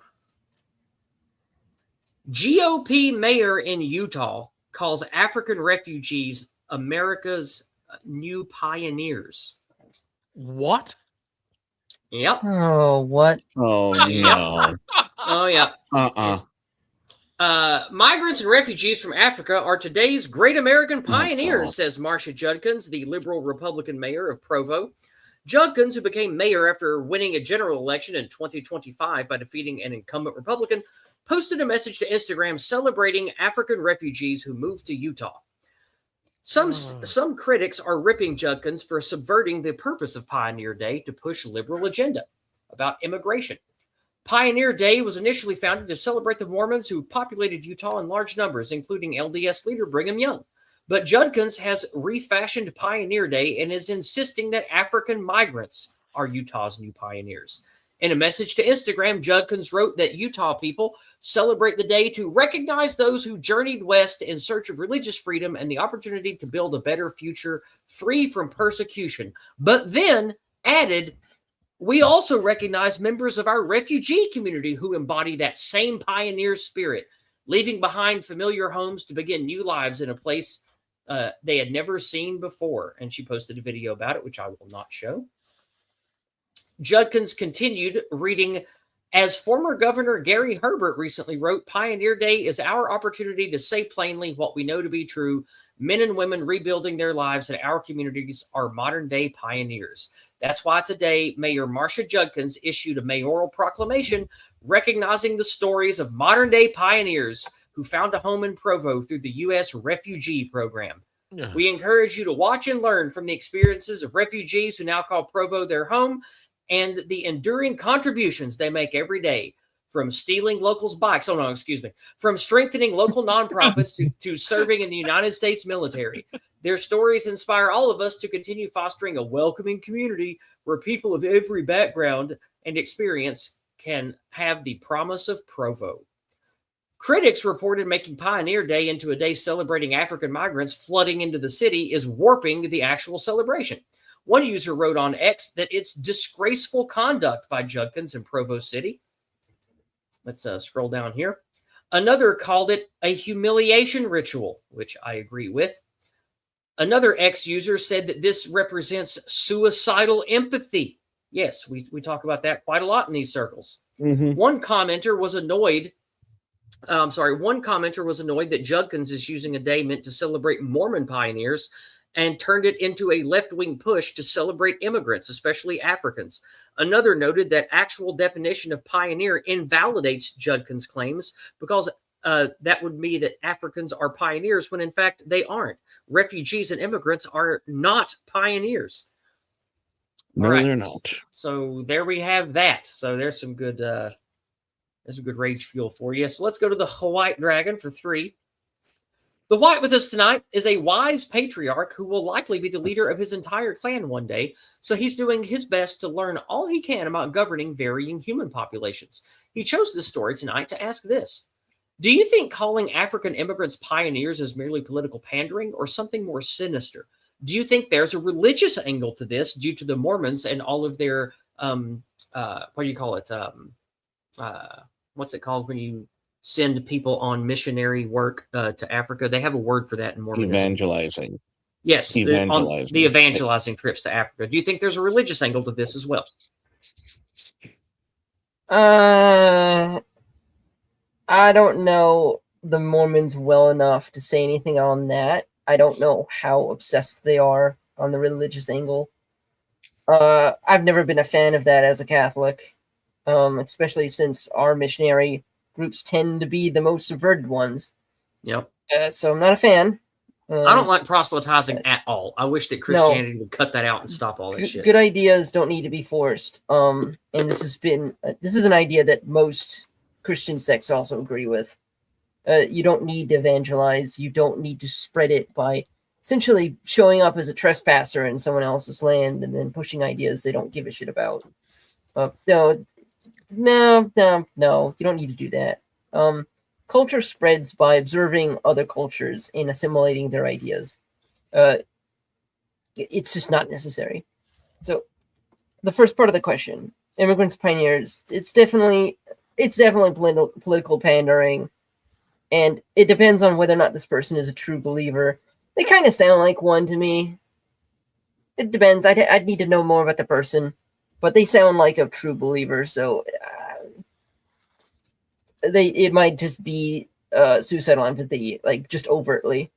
Because, like, first of all, using the word refugee is already just invalidated the whole statement. If you're a refugee, you're not supposed to be staying here. See, I mean, a refugee is somebody who wants to get back to their homeland, continue their life, and never wanted to be part of war in the first place. They're not meant to be here. They're not meant to stay here. This is just more postmodernist nonsense where it's like, I'm going to ignore what any of these words mean. The immigration debate is just covered with that sort of thing, where every other every article has a different word for it because none of it means anything. Like undocumented migrant or immigrant or undocumented American, or they'll use any term other than the legal term. Because someone who is illegally in this country is legally an illegal alien. They're not undocumented. They are very much documented. It was part of catch and release to document people because they come across the border. They are documented, as in the U.S. government knows who you are and where you would plan to live. And then you have a court date set for your deportation hearing, and then they let you go, and you just disappear into the American populace. And no, they weren't. That's just yet another projection on that part in order to throw you off. But it's part of that. It's part of that crap. They're throwing that in your face. They're projecting to your face. If this person sounds like a true believer, like they do believe this just nonsense, this complete inability to figure out what an immigrant or a pioneer is, and they don't know what any of these words mean, they could be a political agent, right? Because in that case, they're doing it on purpose to sort of remove all meaning from these words. And the more sinister thing below that, if they are a political agent, is, well, the obvious, the browning of America, the destruction of what it means to be American, reducing it to most likely not even an idea. They probably only say an idea even to pander to the normies. I think it's pretty cut and dry. This one's just either one of those two things. They're either stupid true believer or they're a political agent. Both have this that cause the same damage. They cause the same damage.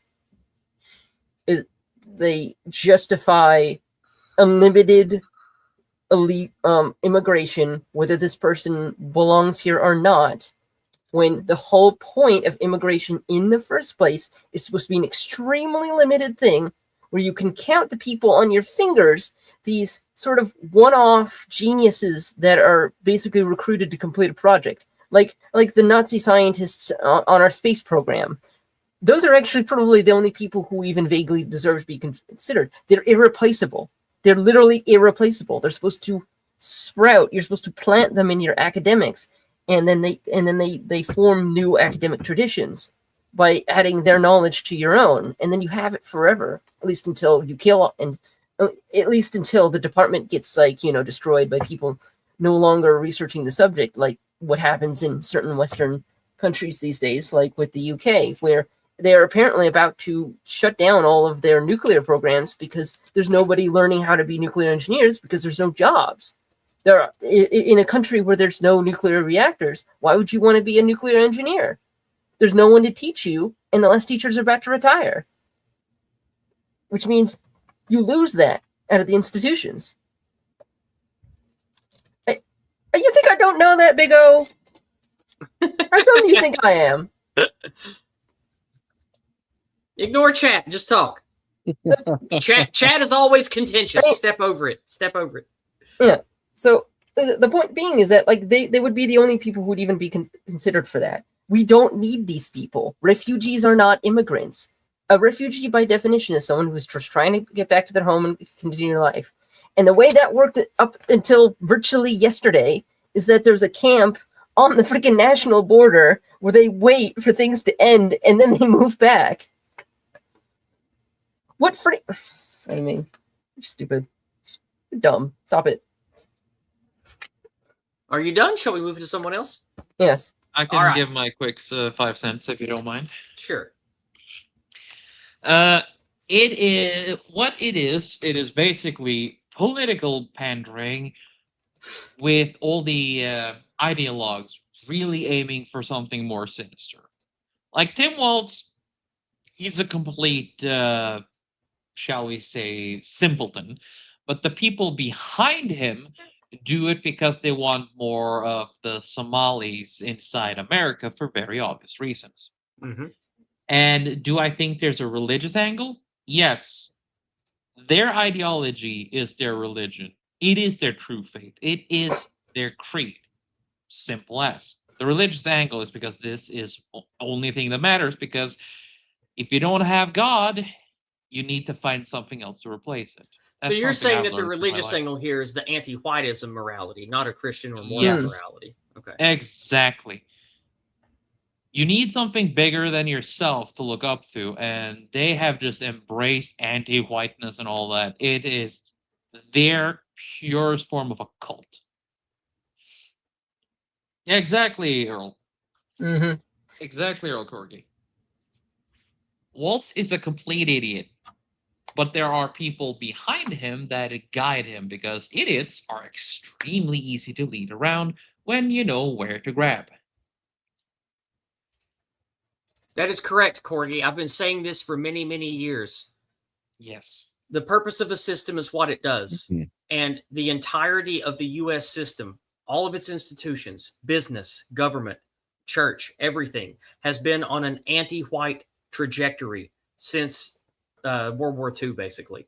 Like there is no official morality or religion that is anything Christian or anything else in the United States. It's all this anti-white bullshit.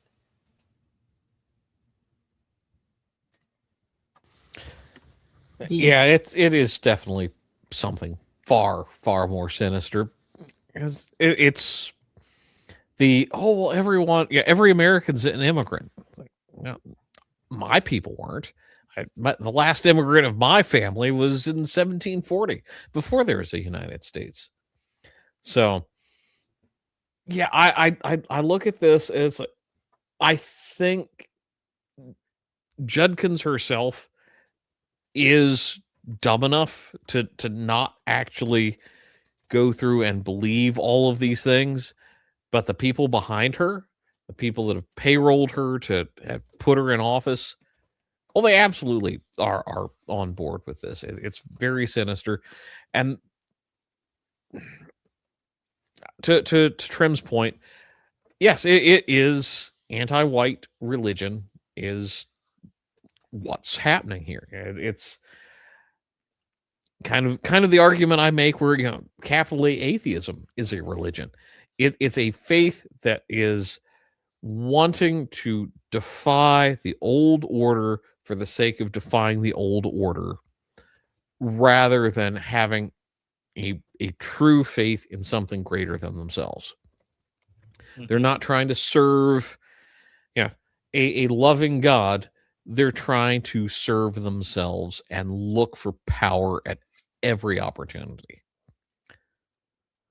So, yeah, I don't see it any more than just evil. Simplistic, but that's all I've got. All right. Anything else on this one, or shall we move on to something else? Sorry. I haven't given my 2 pieces yet. Oh, right. Okay, yeah. Let's let someone here who's actually be- Mormon speak on this. I want to hear it. Yeah, this is my mothership. This is Utah. This is Provo. So let me explain. This is obviously, I think it's mostly political.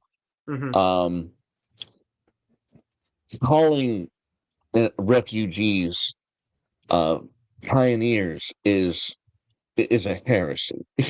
Essentially, you don't call people who are squatting in on your civilization as the equals of your forebears, because the Mormons didn't just come to something already pre-made. They carved that land.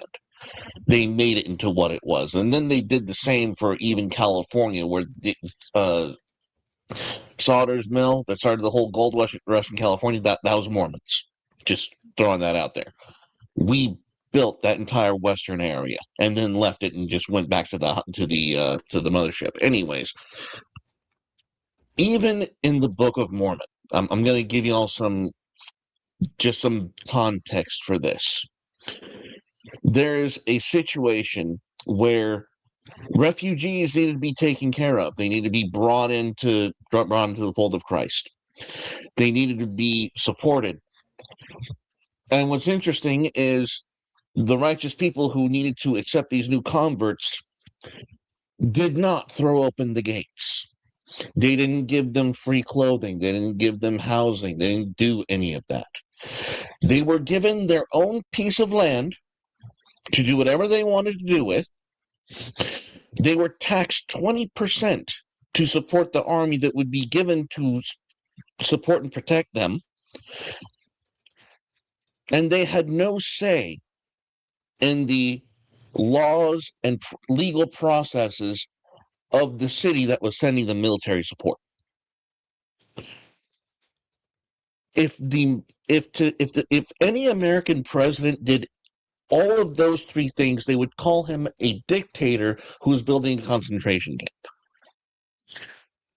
But that's the Book of Mormon prescription for how you treat refugees. And the difference is those refugees were literally so thankful that they weren't being killed on the spot because they had a blood feud with these people. They were converting to Christ after having a blood feud with the righteous civilization. They were thankful that they weren't being killed on the spot because of the fact that this nation was a Christian nation. And the juxtaposition we have with our quote-unquote refugees and immigrants today couldn't be more stark. Definitely. These people deserve to be groveling for being here. They deserve to grovel for what they are given. But it's the And opposite. instead, we tolerate such disrespect and ingratitude. But if you actually look at the Book of Mormon for how you're supposed to, for the righteous treatment of a refugee, it's not welcoming them into your home and letting them eat off your table. That's not how you treat a refugee. Yep. And this is not the old ways. This was under the guise of being a worshiper of Christ in the ancient world before the law of Moses was fulfilled. That's what this is. So I don't know who this bitch is trying to fool, because she's not fooling us. You saw the tweets. You saw you saw the responses from Mormons about this claim. We know better. It's not. Yeah, gonna, it's, like it won't TPB, stand. like TPB just said in chat. The hand that takes without gratitude will steal without guilt. Very That's true. exactly what. That's what theft is. To take without gratitude, with a few more extra steps. The But average there Somali is in India. already exactly. But there's already in the Book of Mormon itself ample ways to fight away from this obvious psyop, this obvious deception. They're not going to be fooled by this. We're not fooled by this. This is insulting. This is bullshit. It's not only anti-white, it's anti-Mormon, it's anti-Book of Mormon. We know what we're about. This ain't it.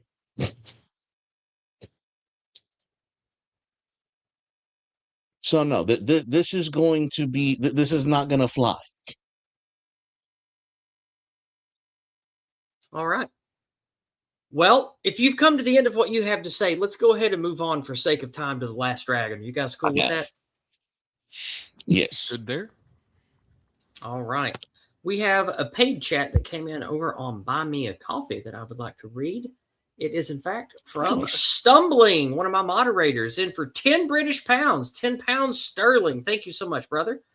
Let's see here. He says for his 10 pounds, 3350 BC, Caucasian man invents the wheel. 3349 BC, African man makes history by becoming the first non-white in possession of wheel.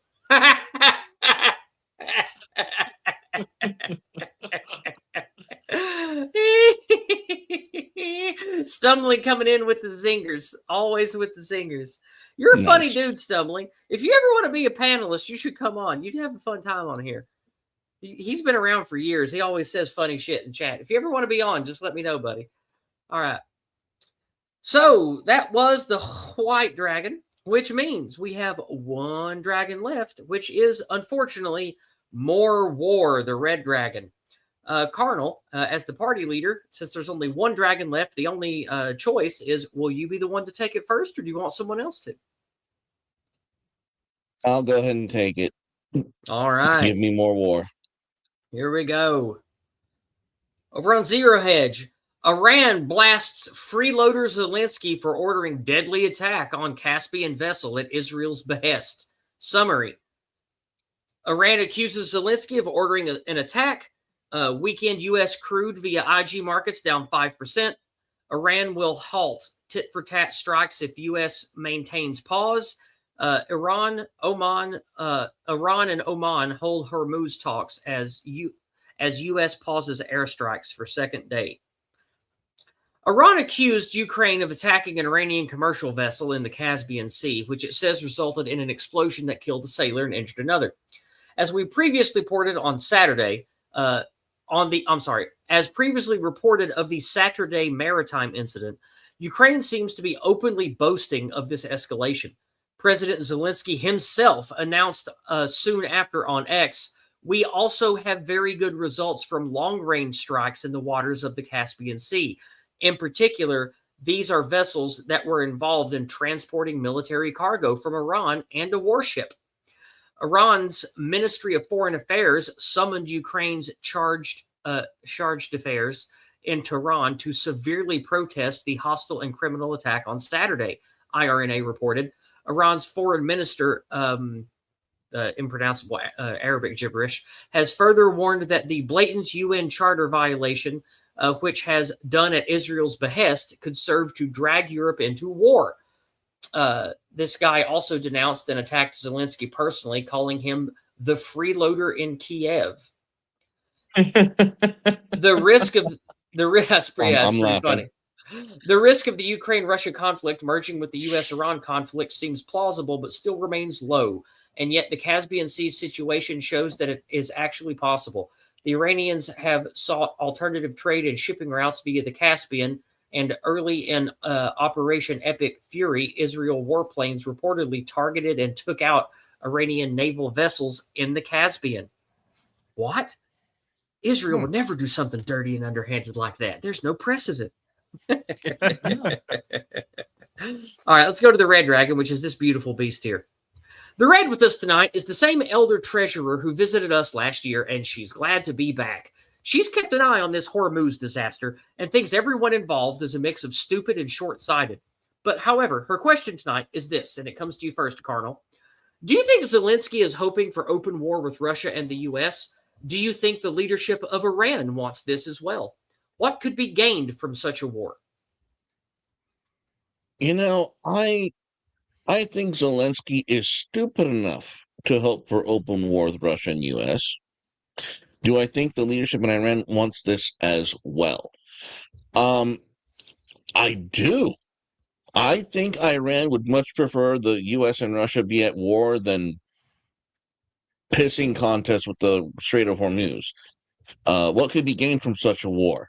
A lot of more white people dead is what would be gained. More honestly, white blood on the altar of Moloch for Israel. Yeah. If I was to give my 2 cents as to Zelensky's motivation, I really think that the only thing he's going to get is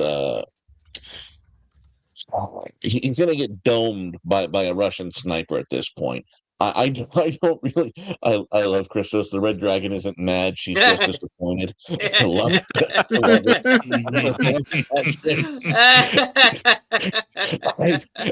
That's a good one, Christos. That's a good one. I'll give you that one. That's a good one. I felt that.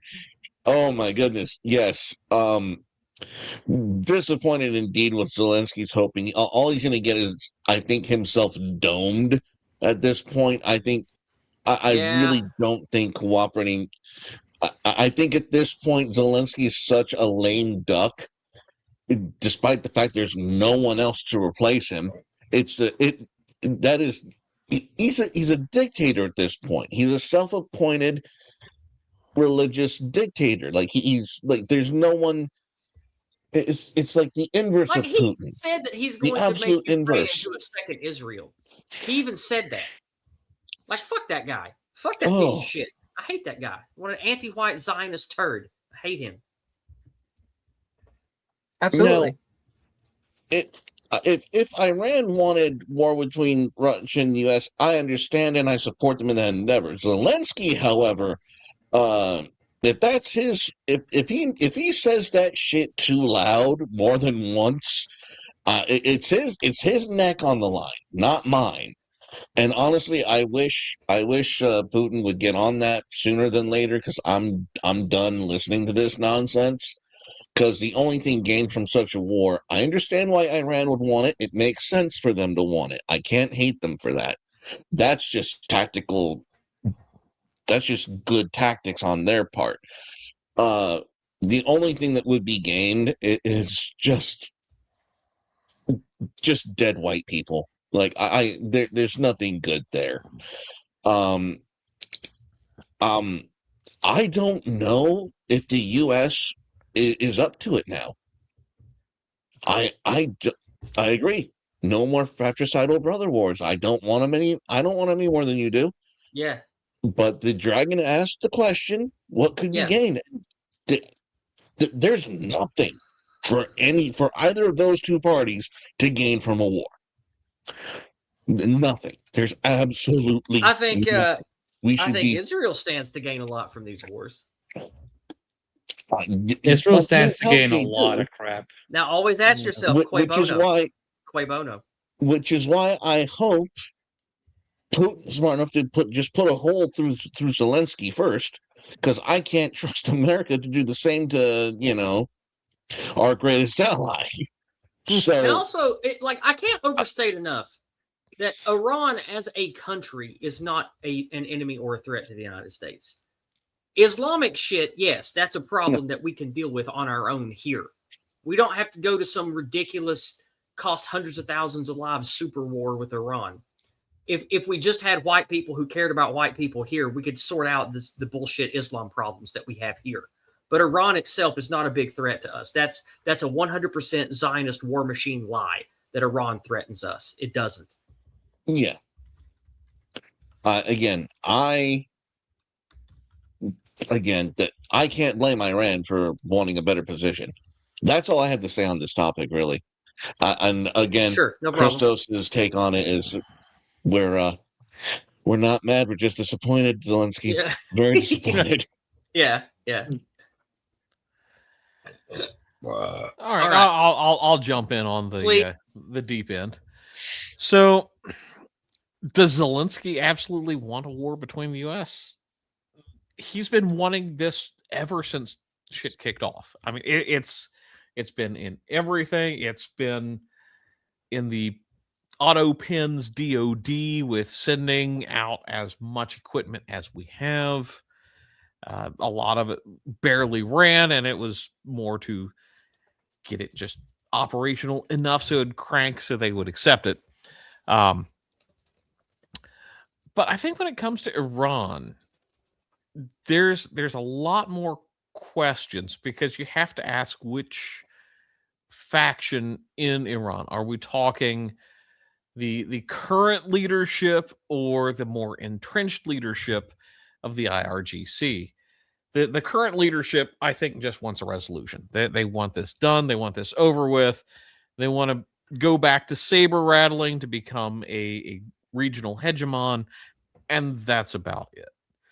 But when you get into the inner workings of the IRGC, and if you go and read some of their own documents, they're what are called 12ers. They're Shia 12ers, which believe that if you are going to bring the 12th Imam back out of his well, where apparently he's been hiding since the death of Muhammad's great-grandchild, Ali or whatever the hell, there are factions that want to bring about global destruction. And I think that's on par with the Zio, we're going to look for the red heifer. I mean, these people are ideologically captured and batshit crazy. And they're two sides of the same coin of global dominance. Two sides of the same shekel. Shekel coin. Yeah. As long as my likeness isn't stamped, I'm okay. And don't clip me, damn it. Hey, the clippings are immaculate, I tell you. Boy, this clipping Right? was promised me to 3,000 years ago. It's Anyway, very anti-Semitic of you to say that. How could you say such a thing? Oi. Really? In front of my coin clippings? This is just another Holocaust. yes. This whole commentary by Trym has been a whole nother Holocaust. It's a clip-a-cost. Damn you, I'm a third generation Holocaust survivor. You're welcome. But yeah, I think you have to really divide it in between the political and the absolute religiosity-based Iranians for that. What could be gained? No, I mean, Colonel's absolutely right. More dead white men. I mean, that's what it comes down to. That's it. And too many people are willing to play that game with the lives of me and those that could be all my offspring. And I'm not in for that. But all we can really hope for at this stage is, as shitty as these negotiations are with Iran, and I mean the State Department always wants to sabotage the white American. We need to hope that at least that prevails long enough for shit to calm down, or better yet, let these people just wipe each other out and we can pick up the pieces and get a nice investment fund out of it. But that's highly cynical and a bit sarcastic. But anyway. Yeah. I can throw my 2 cents in if you don't mind. Sure, go ahead, man. Yep. Do I think Zelensky is hoping for warp with Russia and the US? Yes, he does, because he's dumb enough to actually wish that. And he's been milking this whole war in Ukraine like a titty streamer milks 13 years old on Twitch. Ew. Ew. Yeah, it's disgusting. Yeah, you know what I'm talking about. I prefer the think the anti-Semitism, Trym. Stick I'm to your making- strengths. Hey, I'm just stealing Freedom Tunes joke here. Uh-huh. Do Okay, you okay. think the leadership? The leadership of Iran wants this as well. The leadership that's been bombed to hell, they just want the bombs to stop. However, you have the religious psychopaths. They want this war because they, for some reason, do believe that with sticks and stones, they can beat a bomb. What can be gained from such a war? Depends on who you're asking.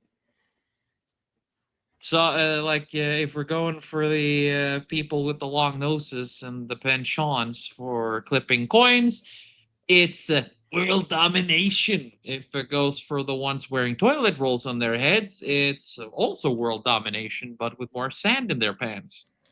And for Zelensky, it's more red super chats. In case you can't tell, I despise Zelensky with a burning passion. We all hate the rat here, and we all are yeah. waiting for his comeuppance. We know it. We know that we will love it when it happens. Yeah, it's gonna be cathartic. Speaking of cathartic, I'm looking forward to getting a treasure. Anything else on this topic before we move on? I think we're good. All right. Before we move on, we do have a paid chat to get to, but I'll refresh all the sites just to see if anything else came in. All right. Nothing on Cash App, nothing on PayPal. Which means we have over on Buy Me a Coffee, Bleach Demon, actually, on the panel tonight. He sends in $5 US. Thank you, Bleach. Let's see what you had to say. He says, wow, Bleach Demon twice in 1 month. Oh, so that's how that works. Well, I'm proud to announce that 3 of 12 is no longer a co-host. If I get $5 every time that Bleach is on, well, we're just going to have to replace 3 of 12. Well, shit, man. I also don't take any of your money. 3 Works every time. The nation of Israel needs more shekels, eh? Well. I guess he's Son of a bitch. looks like he's Bleach Jew. Oy vey. The Oh, Jews took my goodness money. gracious. No. The last name doesn't change. It stays the The same. Jews took my job. Oh, my bad. Sorry. This No, job was promised me 3 episodes ago. that was a fun $5. Thank you very much. Thank you very Jesus much. I appreciate it. All right, before we look at the regular memes, I have some video memes here to share. Let me pop open the first one and get the second one ready here. Okay, there's the first one. It's loaded. All right, next one is this one. All right. Okay, we'll start with this one. Both of these are pretty short, but I just think they're funny. Let me embiggen. There we go. I like this. A woman reading a book. He said in a husky voice.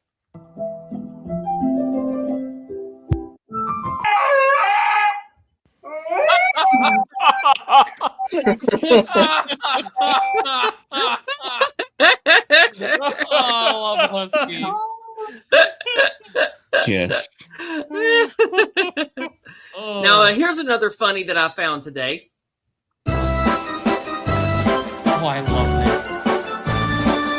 Look how it panics. Let me turn this down a bit. This one's loud. Oh no, the black magic! The black magic song! Cat versus doctors and engineers. Yeah. I'm trusting my cat to operate on me, I see. Or Jesus Christ, look Already at got little this scalpels. shit! I'm allergic to cats, and I still want them to go and do the operation instead. Holy shit. wow. Civilizations that don't even have bikes. Wow. Yep. Oh, man. Wait, this makes me want to give every Indian a penny farthing bicycle just to watch what happens and population declines. No, I'd ride it myself just to style on them. Fair. Oh, yeah. Oh, and Alright, make sure you trigger their ISAC census so they will desperately try to bike, but do it close to a train line. Indeed. Indeed. Trick, you got to God. push them towards the ISAT. It's I'm important. imagining that Norwegian who got left in India and he's like just bobbing his head back and forth. Can we convince them to have bike races on the train tracks? Maybe. Yes. Can we Maybe. do that? Well, hey, let's Maximum ISAT for outrunning the train. all right. Let's move to memes now and see what we have tonight. How I see piracy based on company behavior. Fucking good. That's pretty good. I mean, good. We'll owe nothing and be happy.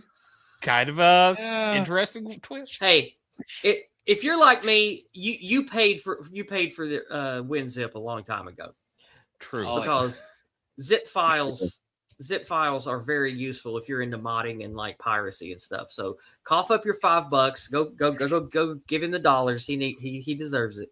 Well, no, 7-Zip is free. What are you talking about?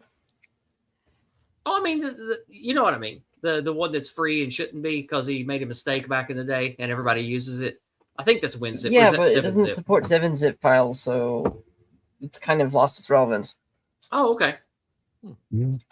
I like this one. So- What a cute dog. Thanks. He's a I- rescue. Although I'd like to think he rescued me and the dog turns around. She has a dick. Ha! Rescued again. yes, doggo. Best doggo. I like this one. Credit to Trump. He probably made the exact decision I would have in the fuck, marry, kill game.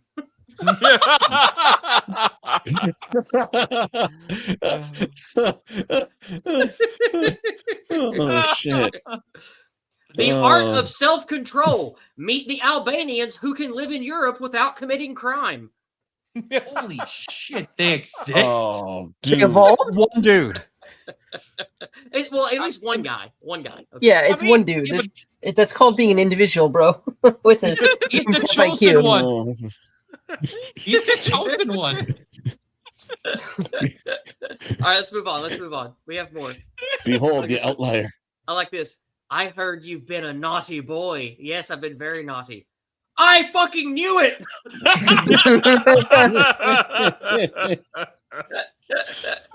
oh, right. Sorry for what I said yesterday. I had 2 white monsters and I let it create a third.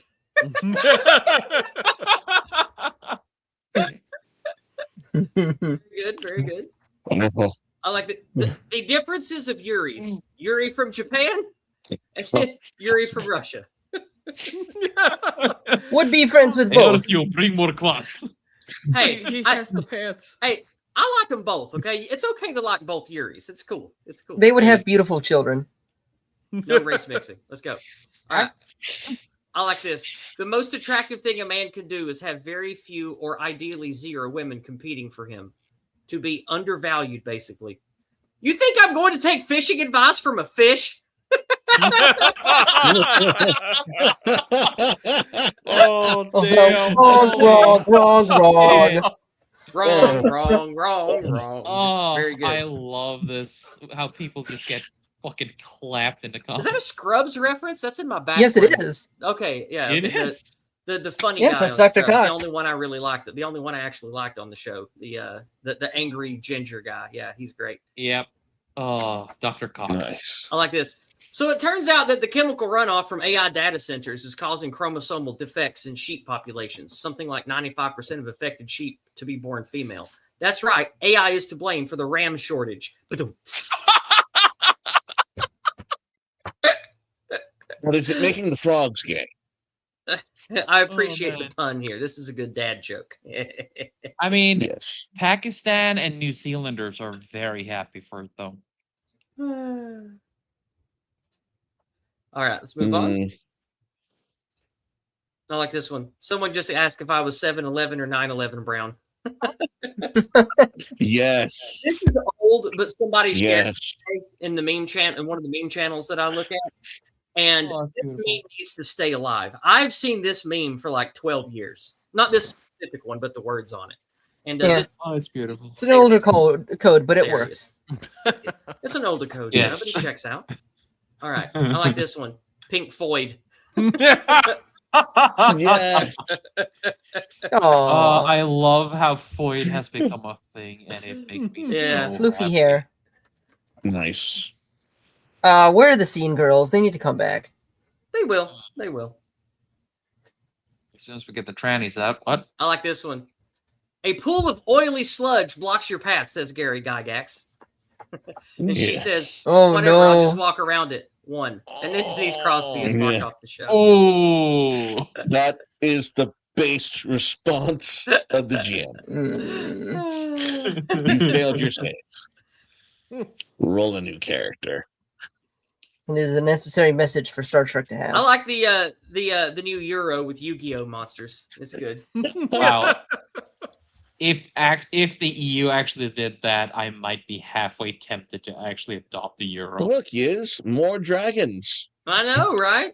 However, unfortunately, we all know what the real result of the new Euro will be, and it's this. Oh, Oh, what the fuck is that? That's Ben Shapiro's sister. I mean, at least there's the milk factor to take in. There's dairy Because inflation. our milkers. The unfortunate part, she has massive tits, yes, but Of since they're course, so we all know the covered, Khazar I can't milkers meme. stop That's why looking it's at the funny. nose. Well, Sorry, what's the Mark. trim? Yes, That's why what are you showing me- it's for. Yeah, I'll give Yes, Abby why are you Shapiro showing her us her inflated due. She's a currency? pretty woman. Inflated currency. I see what you did there. Actually, she's way more base than Ben It's Shapiro ever inflated was. currency. True, but that All right. doesn't take much. All right. And the last meme of the night, you guys know I love the end with the George Floyd meme. I can't bomb. Oh, please God send damn it. that to me. Oh, there's this ad at Nationals Park that I always laugh when I see. They have it in the bullpen for the pitchers, and it says "Bank where you breathe." Oh, Oh, that's beautiful. Oh. All right. That's it, guys. That's it. We have come to the end of the stream. Let's see if anybody else had a last minute paid chat. I don't want to leave anybody out like I did stumbling last week. Let me refresh here, see if anything came in at the last second. Nothing there. Nothing there. All right. We are in the clear. There were no last minute super chats or paid chats, I should say. All right. Thank you to all of you who were here tonight. Thank you to all of you who, of course, financially support the channel. Next Monday, we will have a fun Discordant Dragons. No politics next week. We're just going to have fun art and science shit. That'll be a fun. We'll mix it up a little bit. And Joy. all right, thank you, Corgi. Hey, look at this! Look at this fucking champ. What a champ, Corgi. Payday isn't until next week. I'll get you that. Well, aren't you a sweetheart? Look at that. Thank you. Corgi's a champ. I appreciate that, man. Always trust the corgi. And thank you to, of Maybe course, once you thank you to our based pagan Corgis are bros good who are not Christian participants but are still here anyway.